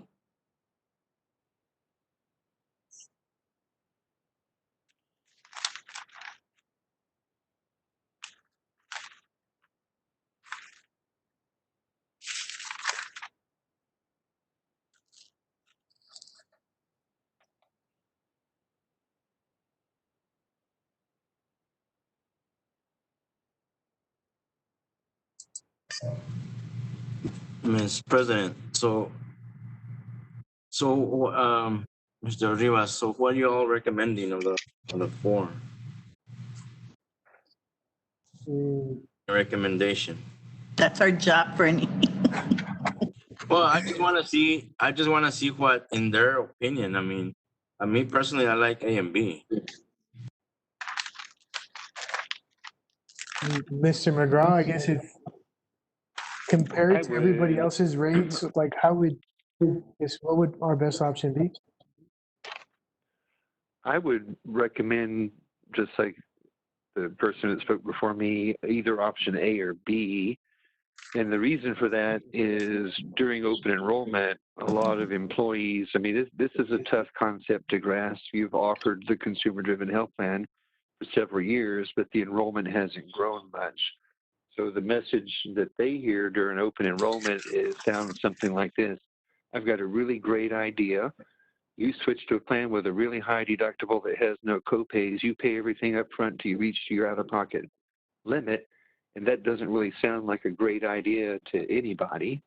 And so when you have the difference in the out-of-pocket liability, you can explain during the enrollment too, in a worst case scenario, if I'm in the consumer-driven health plan, I'm going to pay nothing for my cost of coverage, and my out-of-pocket exposure is $2,800. And then you can compare that to your choice for the core plan. And under a worst case scenario now, your cost is $100 per month plus $5,000 if you hit the limit. And so that benefit differential with the lower overall out-of-pocket maximum, I think helps achieve the goal of getting people to try it out, test it out, and see if it's something that works good for them. We've had some good animated discussions as far as that goes. Not everybody is going to think that the consumer-driven health plan is the best fit for them. And, you know, even part of the process too, and Mr. Rivas, a few years ago, he was in the consumer-driven health plan, but he's measuring, you know, the impact of the two differences, and he's got some kids, and they have periodic visits for runny noses, earaches, and things like that, and he would rather have the copay, and that's good. That's why there's a choice there. So the way I also explain it too is the consumer-driven health plan option is an easy decision for two types of people. There's one person that doesn't use it at all, and so there's, sure, I'll take the one that costs nothing and you give me $300 in my account. Or it's also an easy decision for people that know they're going to have more than, you know, if they know they've got a procedure that's going to ring the out-of-pocket limit under both plans, then this is the right plan for them because it has lower out-of-pocket maximum. And then for everybody else, which is the majority of your population, they have to do some math. They need to sit down and decide, like in my own case, when my kids were here, I had 2 diabetics. So when I'm making my decision, I would have to just say, okay, I know I'm going to spend this, I'm going to have to fill scripts for test strips, insulin, syringes on this frequency. I've got to go to the specialist a couple times. It's going to be like this. So that's the process that people would have to go through, is to say, which one is the right one for me? In order to do that, you have to think about what you know. And if you know something that's going to happen in the future, then factor that into your decision. So if you know that you're going to have a baby next year, you know, factor that into your equation, do the math, and figure out which one works out best for you.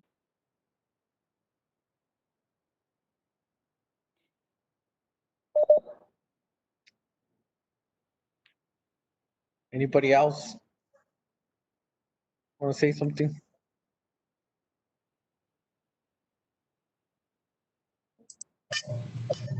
Not, I'm ready to make a motion.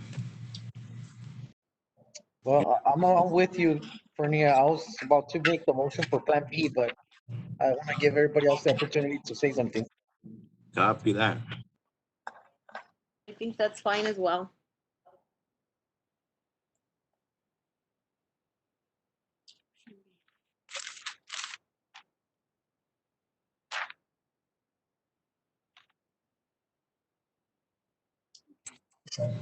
No one else has any further discussion, then I have that motion on the floor from Mr. Chavez or Madrid. Well, I do make the motion to go with option B and with $50 per employee by ourselves. I make a motion on that.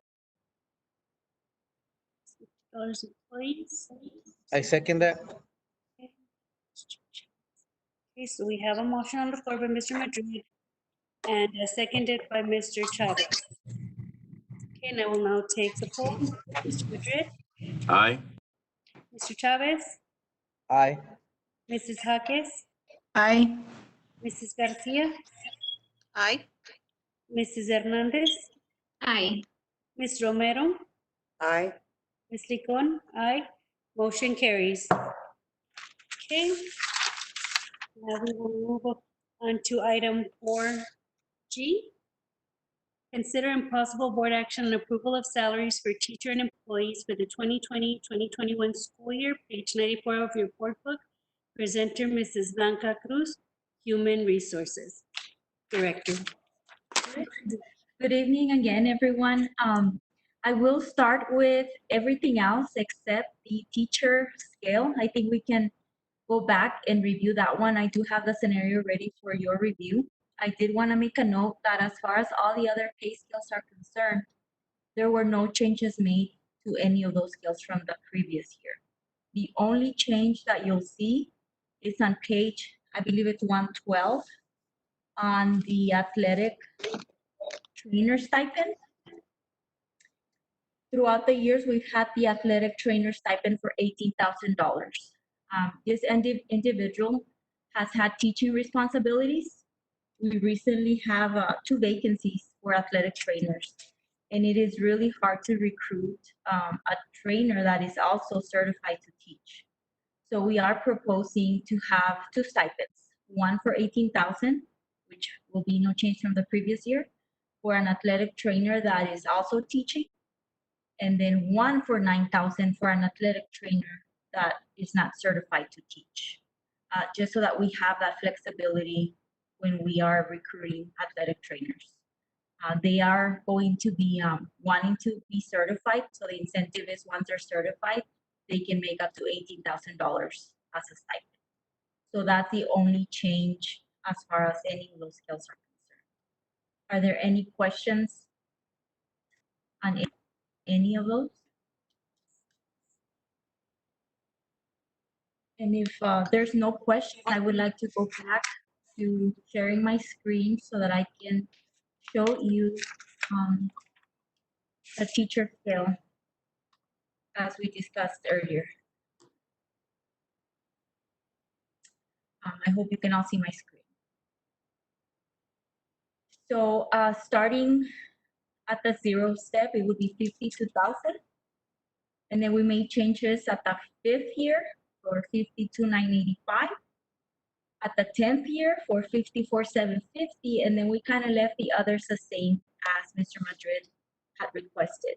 So what you're seeing here is, the progression on the years of experience and how it changes that daily rate.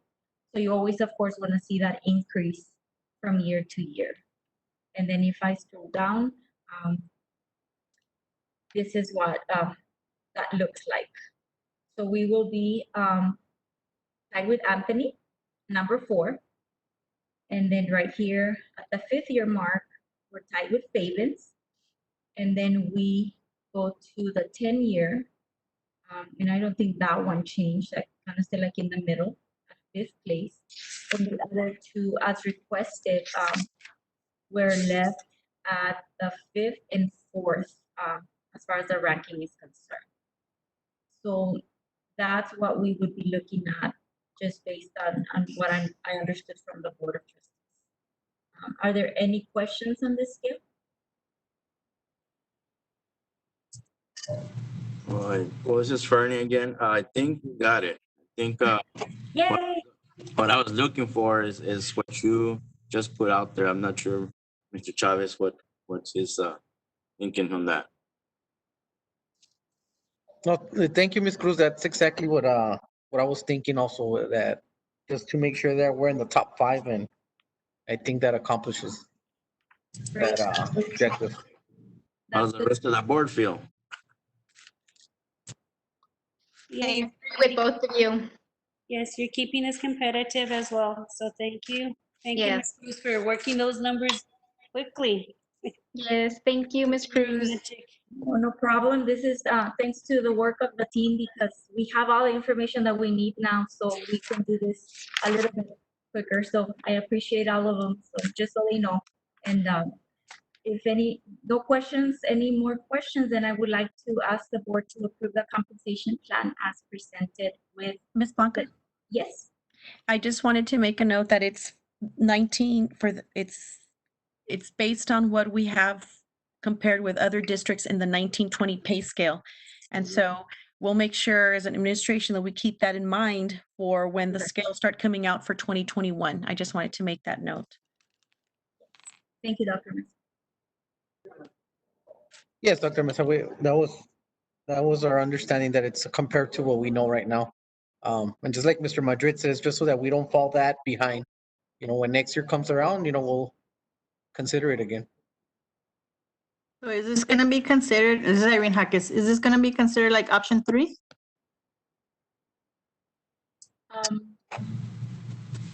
That's already there. Yes, sorry, I was on mute. Yes, this would be scenario 3. And I have the scenario ready, so right now for the budget adoption, I can show to see what that looks like, unless you all want to see it now. I'll stop sharing.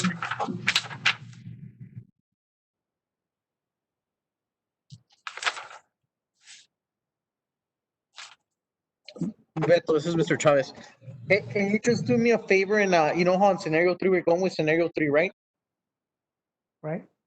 Okay, can you just give me like how you put it? Okay, what percentage would be for the 0 salary? What percentage would be for the 5? What percentage would be for the 10? And then I understand that the 15 and 20 year would be 4% because that's already been factored in, right? Actually, I don't. 3%, 3%. I'm sorry. I don't have those. That would be Ms. Cruz. Oh, Ms. Cruz. Okay. All right. Let me just go back to this. Just 1 second. And just to make sure, Ms. Cruz, this is page 97 that we're looking at, right? Well, the scenario that I just presented is not in your packet. This was not part of the packet. What you do see the same at the 15 and 20 year is on page, I do believe it's number 7.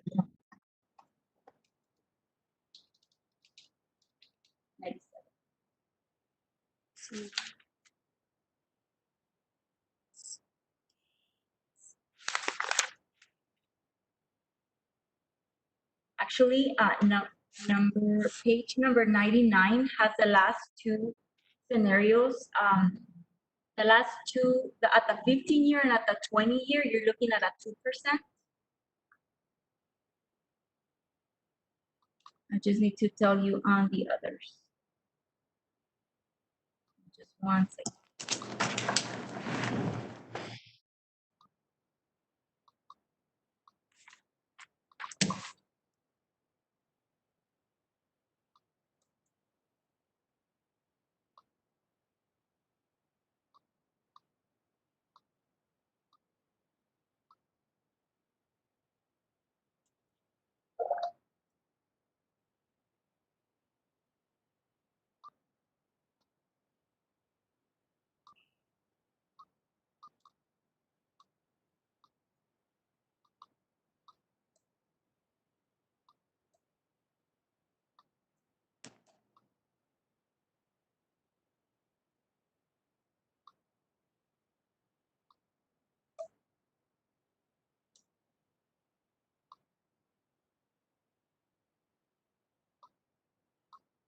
So at the 0 step, you are looking at an increase of 8% as compared to the previous pay scale.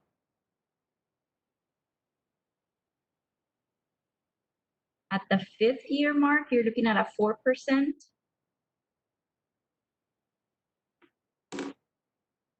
At the 10-year mark, you're looking at a 3%.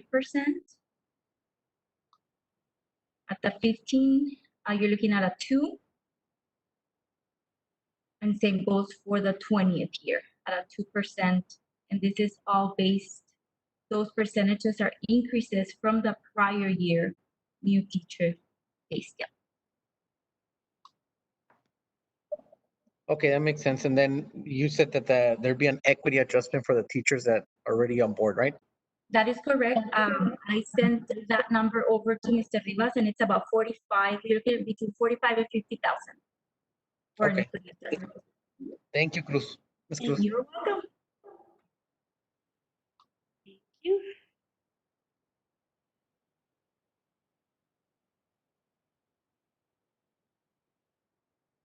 Any other questions? If no questions, I would like to ask the board for a motion to approve the compensation plan as presented with scenario number 3. I would like to move to accept the compensation plan as presented with scenario number 3. I second it, but I do have one question. What does that do to the operation support? Are we doing the 3% and 2% for administrative? Yes, it was the teacher salaries, the way Ms. Cruz described them, it would be 3% for the 3 hourly, the 3 non-exempt pay tables, and a 2% for the 1 professional exempt table. Okay, just want to make sure that's on record, so I go ahead and second the motion. So we have a motion on the floor by Mrs. Hernandez for scenario 3, seconded by Mr. Madrid. To accept this plan, compensation plan, may I take the roll, a poll? Mr. Madrid, Aye. Mr. Chavez, Aye. Mrs. Hawkins, Aye. Mrs. Garcia, Mrs. Garcia, Aye. Mrs. Hernandez, Aye. Ms. Romero,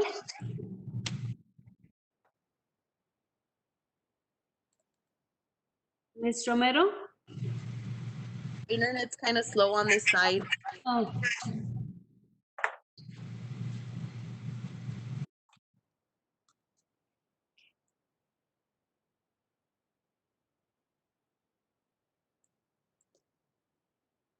thank you, Dr. Segovia.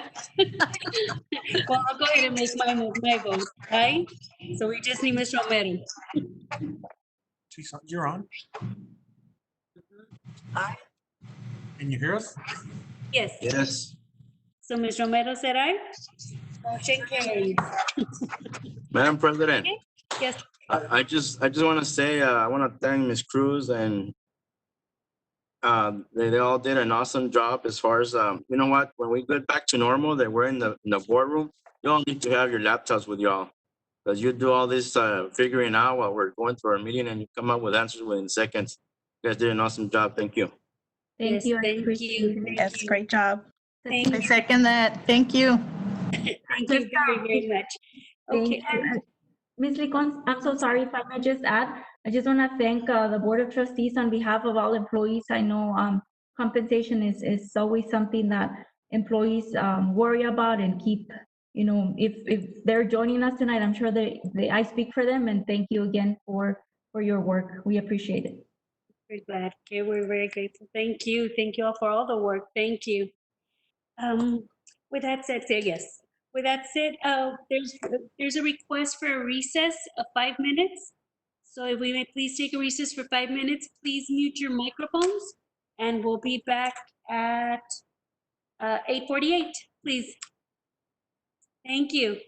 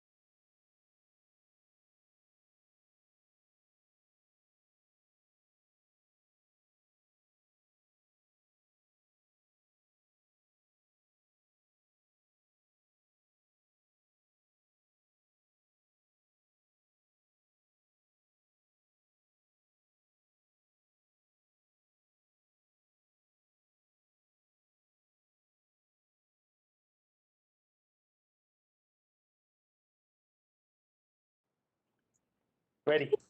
Ready? Okay. We are back from recess and it is 8:49. And we will now proceed with item 4H. Consider and possible board action on adoption of accelerated instruction budget for the 2020-2021 school year.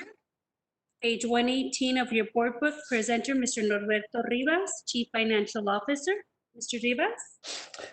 Thank you, Board President Licon. As seen in the cover memo for this agenda item, there is a specific statute in the Texas Education Code that requires districts to adopt the accelerated instruction budget prior to the full budget. And pretty much it says we should separately budget sufficient funds. So near the middle of the page, you'll see the rationale. Pretty much we have to spend at least 55% of the money from CompEd towards supplemental programs or services designed to eliminate any disparity in performance on the assessment instruments. A little bit farther down towards the budget impact. So the projected allotment, this is based on student enrollment that meet the criteria for this funding. We are projected to receive about $5.1 million and mandated spending is 55% of that, which is $2.8 million. The difference is used to fund individuals under PIC 99. I'm funded under PIC 99 central office. Transportation is funded under PIC 99. Support services, custodians, principals. So you have direct expenditures and then you have indirect expenditures. So the mandated spending has to go towards direct expenditures. And you'll see that on the following page. On page 119, you'll see a table that shows the campuses across the columns, with one more column being district-wide and then the subtotal. Then you have the activity by campus. So here there's both supply budgets and non-supply budgets. So I'll cover a few of them, like the first line, the interventions. This is kind of what the campus gets to decide how they want to spend it. If they want to buy instructional workbooks, if they want to have tutoring after school, this is where they come up with their plans, or Saturday school, and this is how that's that pot of money that they get to allocate. The next line is at-risk teachers. Prior to this year, only the high school had an at-risk teacher. The board approved an at-risk teacher for every single campus this school year, and that's what those line items are. There's 2 intervention aides, one at the middle school, one at the high school.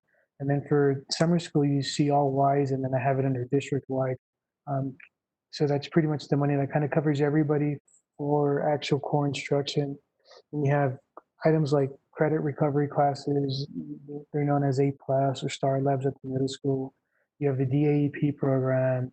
You have social workers, which are also district-wide. You have class size reduction, and then AP and dual credit classes. AP and dual credit classes used to be funded out of the high school allotment, but that was eliminated through HB3. And because they still are supplemental and they are allowed under Title I, Fund 211, we are able to use this pot of money, the state CompEd allotment. It can be used as an exact mirror of the Title I budget. So these are allowable here. So these are just kind of the estimates on day one of what the CompEd budget looks like. We are above the 55% mandated spending. So this is, we are okay. At this point, I'm available to answer any questions the board may have regarding this specific budget.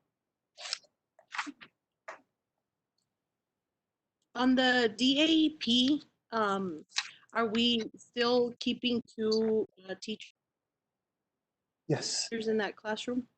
Yeah, so at the high school, there's 2 teachers in the classroom, and I believe I code about 6 periods because both of them because they're coaches, and then we have 4 core teachers that rotate in for 1 period each.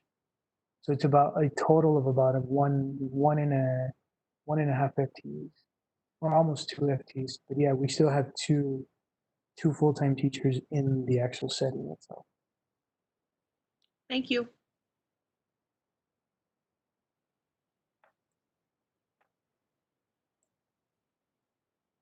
So if there is no more questions, I would just request a motion to approve this budget as is. It is within the scenario that will be approved in the following agenda item. Any further discussion? It's Irene Hackes. I'll make a motion to accept the administrative recommendation to approve the accelerated instructions budget as presented. I second. So we have a motion by Ms. Hackes, seconded by Ms. Garcia. Mr. Madrid, how do you vote? Aye. Mr. Chavez? Aye. Mrs. Hackes? Aye. Ms. Garcia? Aye. Mrs. Hernandez? Aye. Mrs. Romero? Aye. Mrs. Licon, aye. Motion carries. Thank you. Item 4I, consider possible board action on adoption of the official budget for the 2020-2021 school year. Begins in page 120 of your board book. Presenter, Mr. Norberto Rios, Chief Financial Officer. Good evening once again. I am sharing my screen. This is scenario 3. You can ignore this one right here. But it is scenario 3, as you can see here. This is building on the numbers Ms. Cruz presented. So earlier in the presentation, I had mentioned about $15,000 in equity adjustments. Like Ms. Cruz mentioned, that number actually goes up to about $50,000. So that's reflected here in the middle of the screen. Both of these two columns, these become the pay raise amounts. So this number is a little bit above $1 million versus $938,000 that you previously saw. So what that translates to is this number down here, the $345,000. So the goal by the end of the year is, as we continue to lose kids, we need to continue to find cuts, and we want to end so we can continue to have a balanced budget, and we want to end the year in a position where this $345,000 goes up to about $524,000. So it's not impossible. It's a little less than $200,000. But it will require some additional cuts that will come up, that can come up throughout the year. In terms of the fund balance, so the way the fund balance would look like, remember this last column is the amended budget, right? So once these costs for the CARES Act are moved out and moved into the CARES Act grant, our operating budget becomes about $39.7 million. So the calculation for the recommended fund balance is shown here on the bottom. So you have $39.7 million, less function 35 gives you your operating budget, divided by 12 times 3. So we want to keep about $8.9 million in the fund balance. The way the budget would be, we would have about 10.4 million. So we would have about an additional 1.4 million above and beyond, which can later be used for projects or for different purposes, depending on the board's direction. So this is scenario 3, which was not in your board packet. It was revised based on the conversation. I guess because the salaries were approved, this would be the budget for those salaries as presented. And then the budget for Fund 599, that one doesn't change. That is the one on page 123. So there was no change on that budget. Is there any questions I may answer for the board? I have a question. What kind of cuts do you see, or what kind of things do you see cutting to get those $200,000? First, the biggest one, the easy one is staffing, because 80% of every dollar is tied to a person. So as positions become vacant, that's the best time to go in and try to, people don't like to hear the word, but try to restructure, try to find ways where maybe 3 employees become 2. What's going to help us this fall is that TASB is going to come in, so they'll be able to help as well. I know some of the models that other districts have is, they have maybe instead of having 1 librarian at every school, it's a model we had where we had a librarian being chair. They have options with RNs. Instead of having an RN at every school, they may have an LVN. Those are some that we have done. There's probably other staffing models out there that TASB can kind of present based on what we have. Option 2 then becomes additional department budgets and campus budgets. Now, regarding those department budgets, one of the line items is I mentioned earlier is the IFA bond. So the way the IFA bond works, we pay about 20% of our local share. It's kind of like the EDA.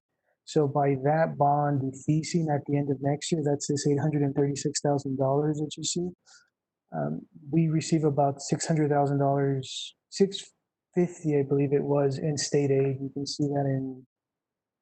Find out what page that was in on the board book. And pretty much what that is saying is that the difference between the two is our local share. So the moment that bond is defeased, that local share is available to be committed elsewhere. Let me find it. It's on the budgetary trend. So on the budgetary trend page, you'll see under 5820, you'll see an amount. It's on page 54.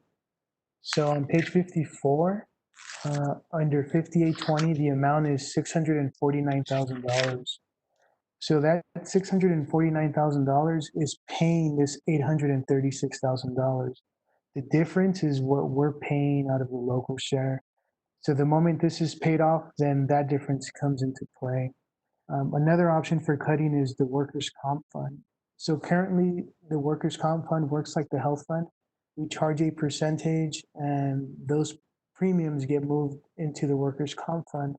If we continue to experience less claims there, perhaps I can tweak that, and instead of it being a 1%, which is what I'm charging, I can drop it down to 0.75%. When I did that calculation, that'll save me about $60,000 in Fund 199, assuming expenses remain the same. So there's a couple of different options. The biggest factor is going to be what happens next year. Next year is a new biennium. We're going to see in January, we're going to begin to see how deep the cuts to funding may be because of COVID-19. At that point, though, if they slash public education the way they did 10 years ago, then you're talking drastic cuts across the board to spending. Usually when TA did that back in the day, you can't justify making sure that districts continue to spend all the mandated spending when they're cutting funding, right? So I'm assuming that they would have to tweak some of their mandated spending rules, and that's where we would hopefully be able to pick up some of the difference.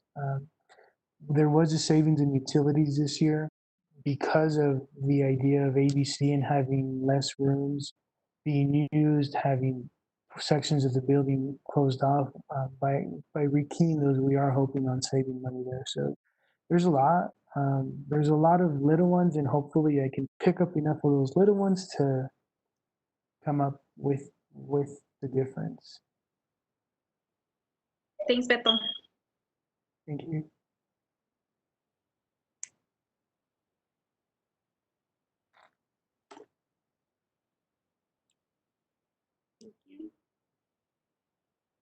Any further discussion on this item? Questions?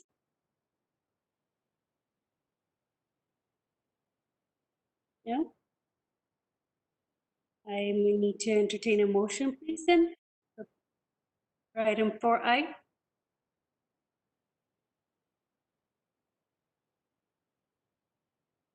This is Mr. Chavez. I'll make the motion to accept item 4I as presented. Second. So we have a motion on the floor by Mr. Chavez to accept motion 4I, seconded by Mr. Madrid. Mr. Madrid, how do you vote? Aye. Mr. Chavez? Aye. Mrs. Jaques? Aye. Mrs. Garcia? Aye. Mrs. Hernandez? Aye. Ms. Romero? Aye. Ms. Licon? Aye. Motion carries. Now proceed to item 4J.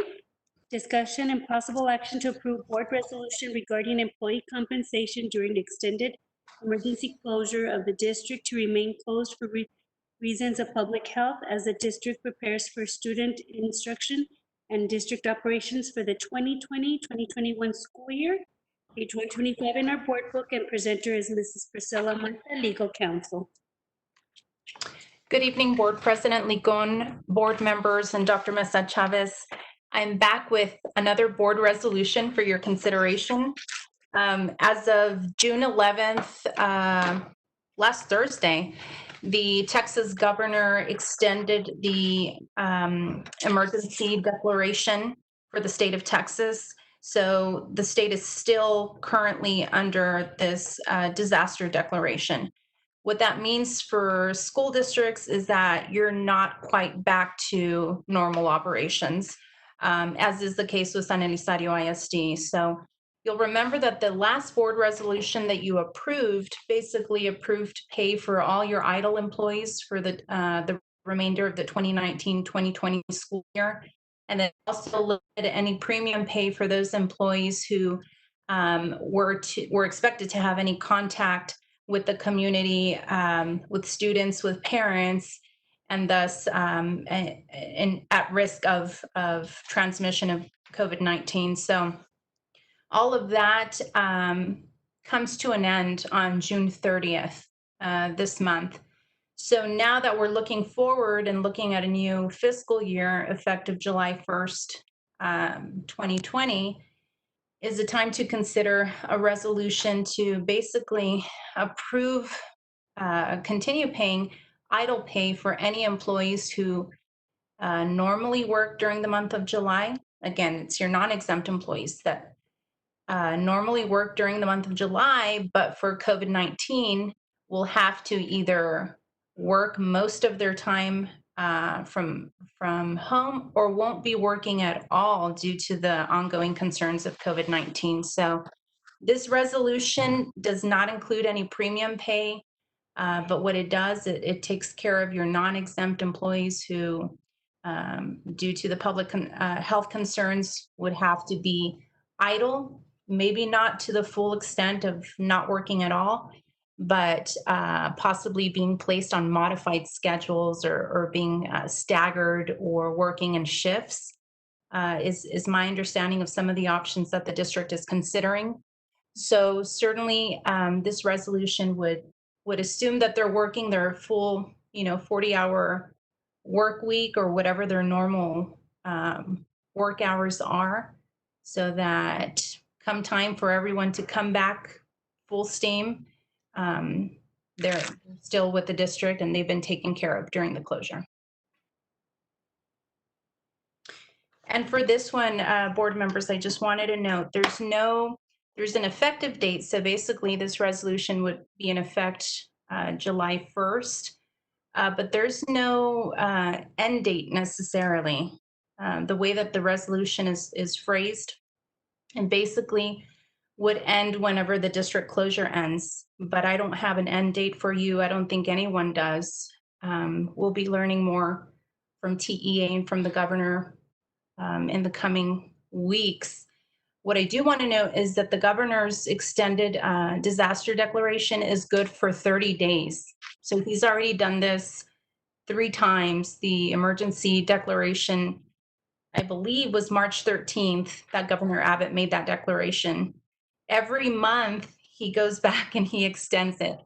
Very similar to what you all do when you consider a new board resolution. So if there are any changes, I'll make sure to come back to the board with an update for you all. Ms. Mata, does this one take out the substitute teachers already? Or are they still gonna, because it's the end of the year, correct? That's correct.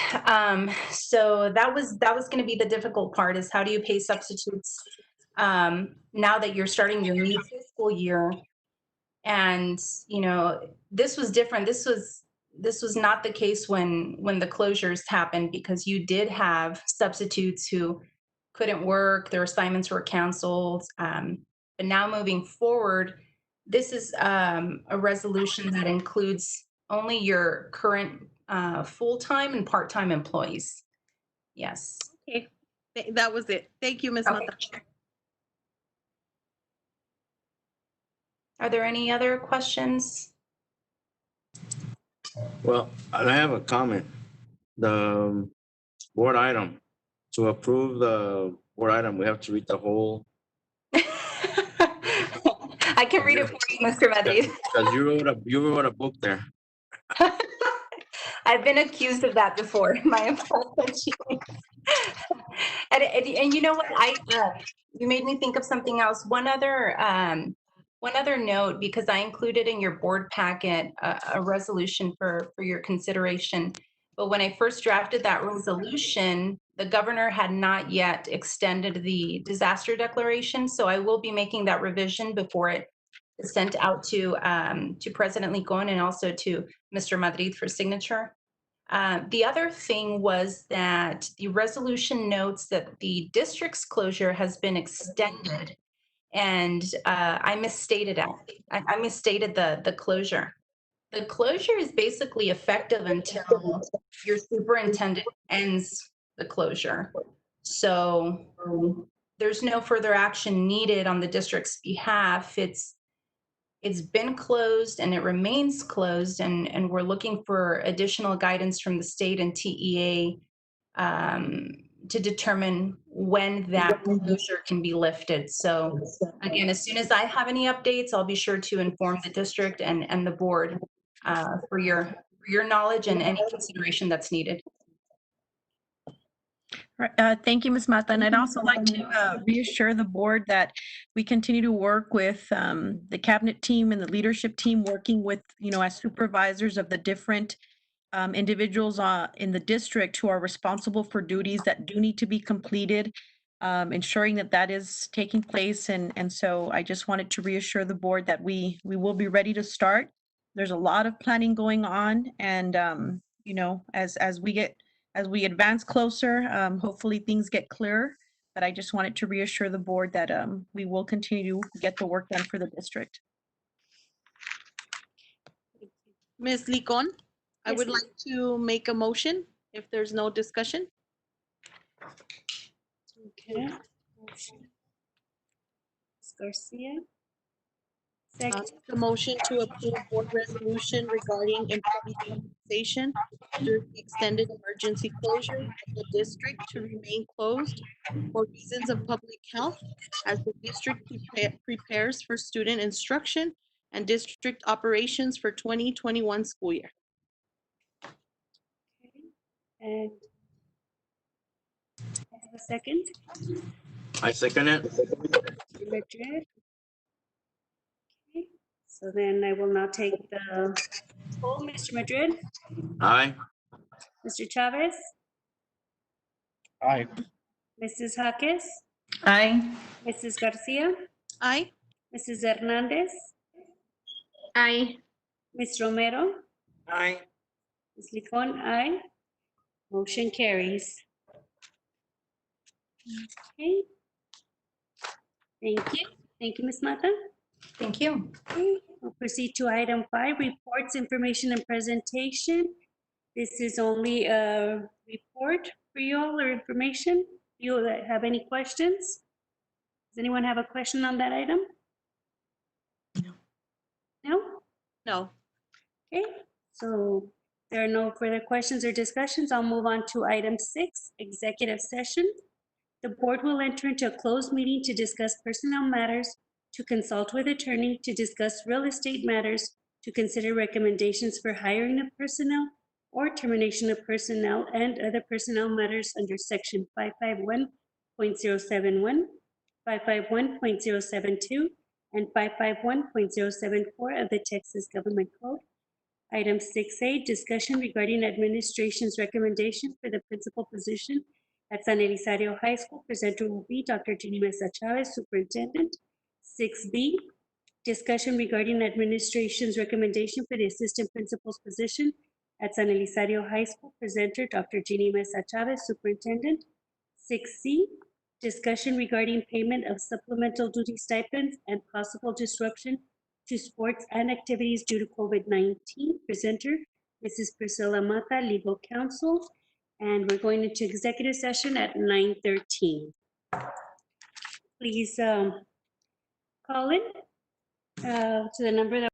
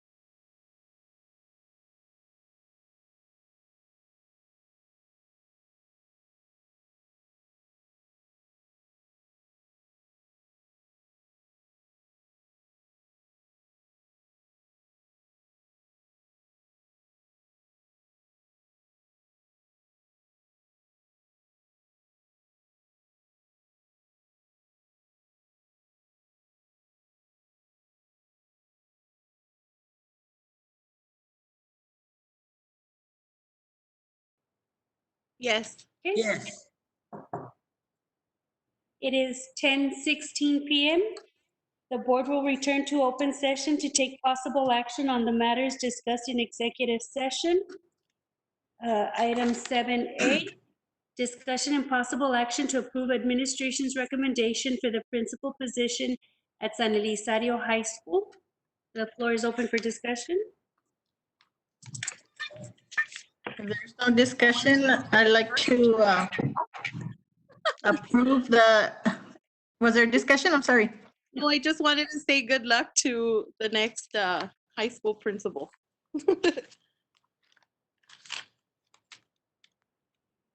Okay, Ms. Okay, I'd like to accept the administration's recommendation of Ms. April Marioni for principal at San Elizario High School. I second it. Okay, so we have a motion by Ms. Jaques and seconded by Mr. Madrid to accept Ms. Marioni as the principal at San Elizario High School. Mr. Madrid, how do you vote? Aye. Mr. Chavez? Aye. Mrs. Jaques? Aye. Mrs. Garcia? Aye. Mrs. Hernandez? Aye. Ms. Romero? Aye. Sandra Licon, aye. Motion carries. Thank you. Congratulations, Ms. Marioni. Okay. Congratulations. Yes, item 7B, discussion and possible action to approve administration's recommendation for the assistant principal's position at San Elizario High School. Floor is open for discussion. Comments? There's no discussion? Okay. No discussion? No. I'd like to make a motion to approve the administration's recommendation to have Ms. Brenda Payares be the assistant principal at San Elizario High School in that position that's available right now. Second. Okay. So then we have a motion on the floor by Mrs. Jaques, seconded by Mr. Madrid to have Mrs. Brenda Payares as the assistant principal. Mr. Madrid, how do you vote? Aye. Mr. Chavez? Aye. Mrs. Jaques? Aye. Mrs. Garcia? Aye.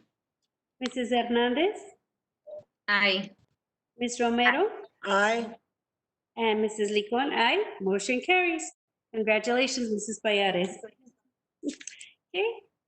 Item 7C, discussion and possible action regarding payment of supplemental duty stipends amid possible disruption to sports and activities due to COVID-19. The floor is now open. I would just like to make a statement in regards and hopefully my colleagues, whenever you guys want to chime in. I want to acknowledge the hard work our coaches do. We have state-recognized coaching staff. Oftentimes, coaches are the strongest mentors to our students. We want them to continue to build those relationships during these difficult times and with COVID-19. Even when seasons are over, they are still doing what they do for our students. I've seen many of our coaches put our students before their own families, working long days and nights, skipping meals, or having only enough time to pay for a hot dog and nachos from our concession stand. They're always the people that stay late at night, mostly leaving at 12 midnight sometimes till guardians pick them up, pick our students up. We have and must take care of our staff and our coaches. Coaches play a vital role in the contribution of sports to physical and psychological development. They are positive in competence, confidence, connection, character, and caring. The work of sport coaches should be remized and valued. Coaching is more than the outcome of a game or match. It's about development of a child, better students, and better outcomes. Making a directive to our, can you all hear me still? I kind of reset. I'm making a directive to our administration to continue to pay our coaches stipends. If we need to come back to make a resolution, then we will come back to it, and I'll pass it over to Ms. Mata. Thank you very much, President Nicon, board members, and Dr. Mesa Chavez. So what I'm hearing, at least from Ms. Garcia, is that there is an interest in continuing to pay the coaching stipends despite any disruptions resulting from COVID-19. So what I will do if and when that happens, because again, we don't know what's going to happen, I will make sure to prepare a board resolution that justifies gift of public funds. And that's a real issue because as a reminder, coaching stipends are non-contractual and they're not part of an employment contract. So we need to make sure that if the board wants to move in that direction, that there's something written as to what the board feels is the public benefit for paying these stipends out. And we can do that. So so I'll work with administration to keep a pulse on TEA and governor's orders, and we'll report back to you all if and when that happens. Thank you, Ms. Mata. Sure. Thank you, Ms. Mata. Thank you. Absolutely. Thank you. So if there's no further discussion, may we move on to item 8. Next meeting date, regular Wednesday, July 13th, 2020 at 5:30 p.m. Item 9, adjournment at 10:23. May I have a motion? So move. Second. So we have a motion by Mr. Madrid. Who seconded? I did, Ms. Romero. Oh, okay, so motion on the floor by Mr. Madrid, seconded by Ms. Romero. Mr. Madrid, how do you vote? Aye. Mr. Chavez? Aye. Mrs. Jaques? Aye. Mrs. Garcia? Aye. Mrs. Hernandez? Aye. Ms. Romero? Aye. And Ms. Licon? Aye. We've adjourned. Thank you for a wonderful project. Meeting you all. Thank you, everyone that stayed on, and please stay healthy, safe and healthy. Yes, good to see everybody. Thanks. You too. Bye. Bye. I believe in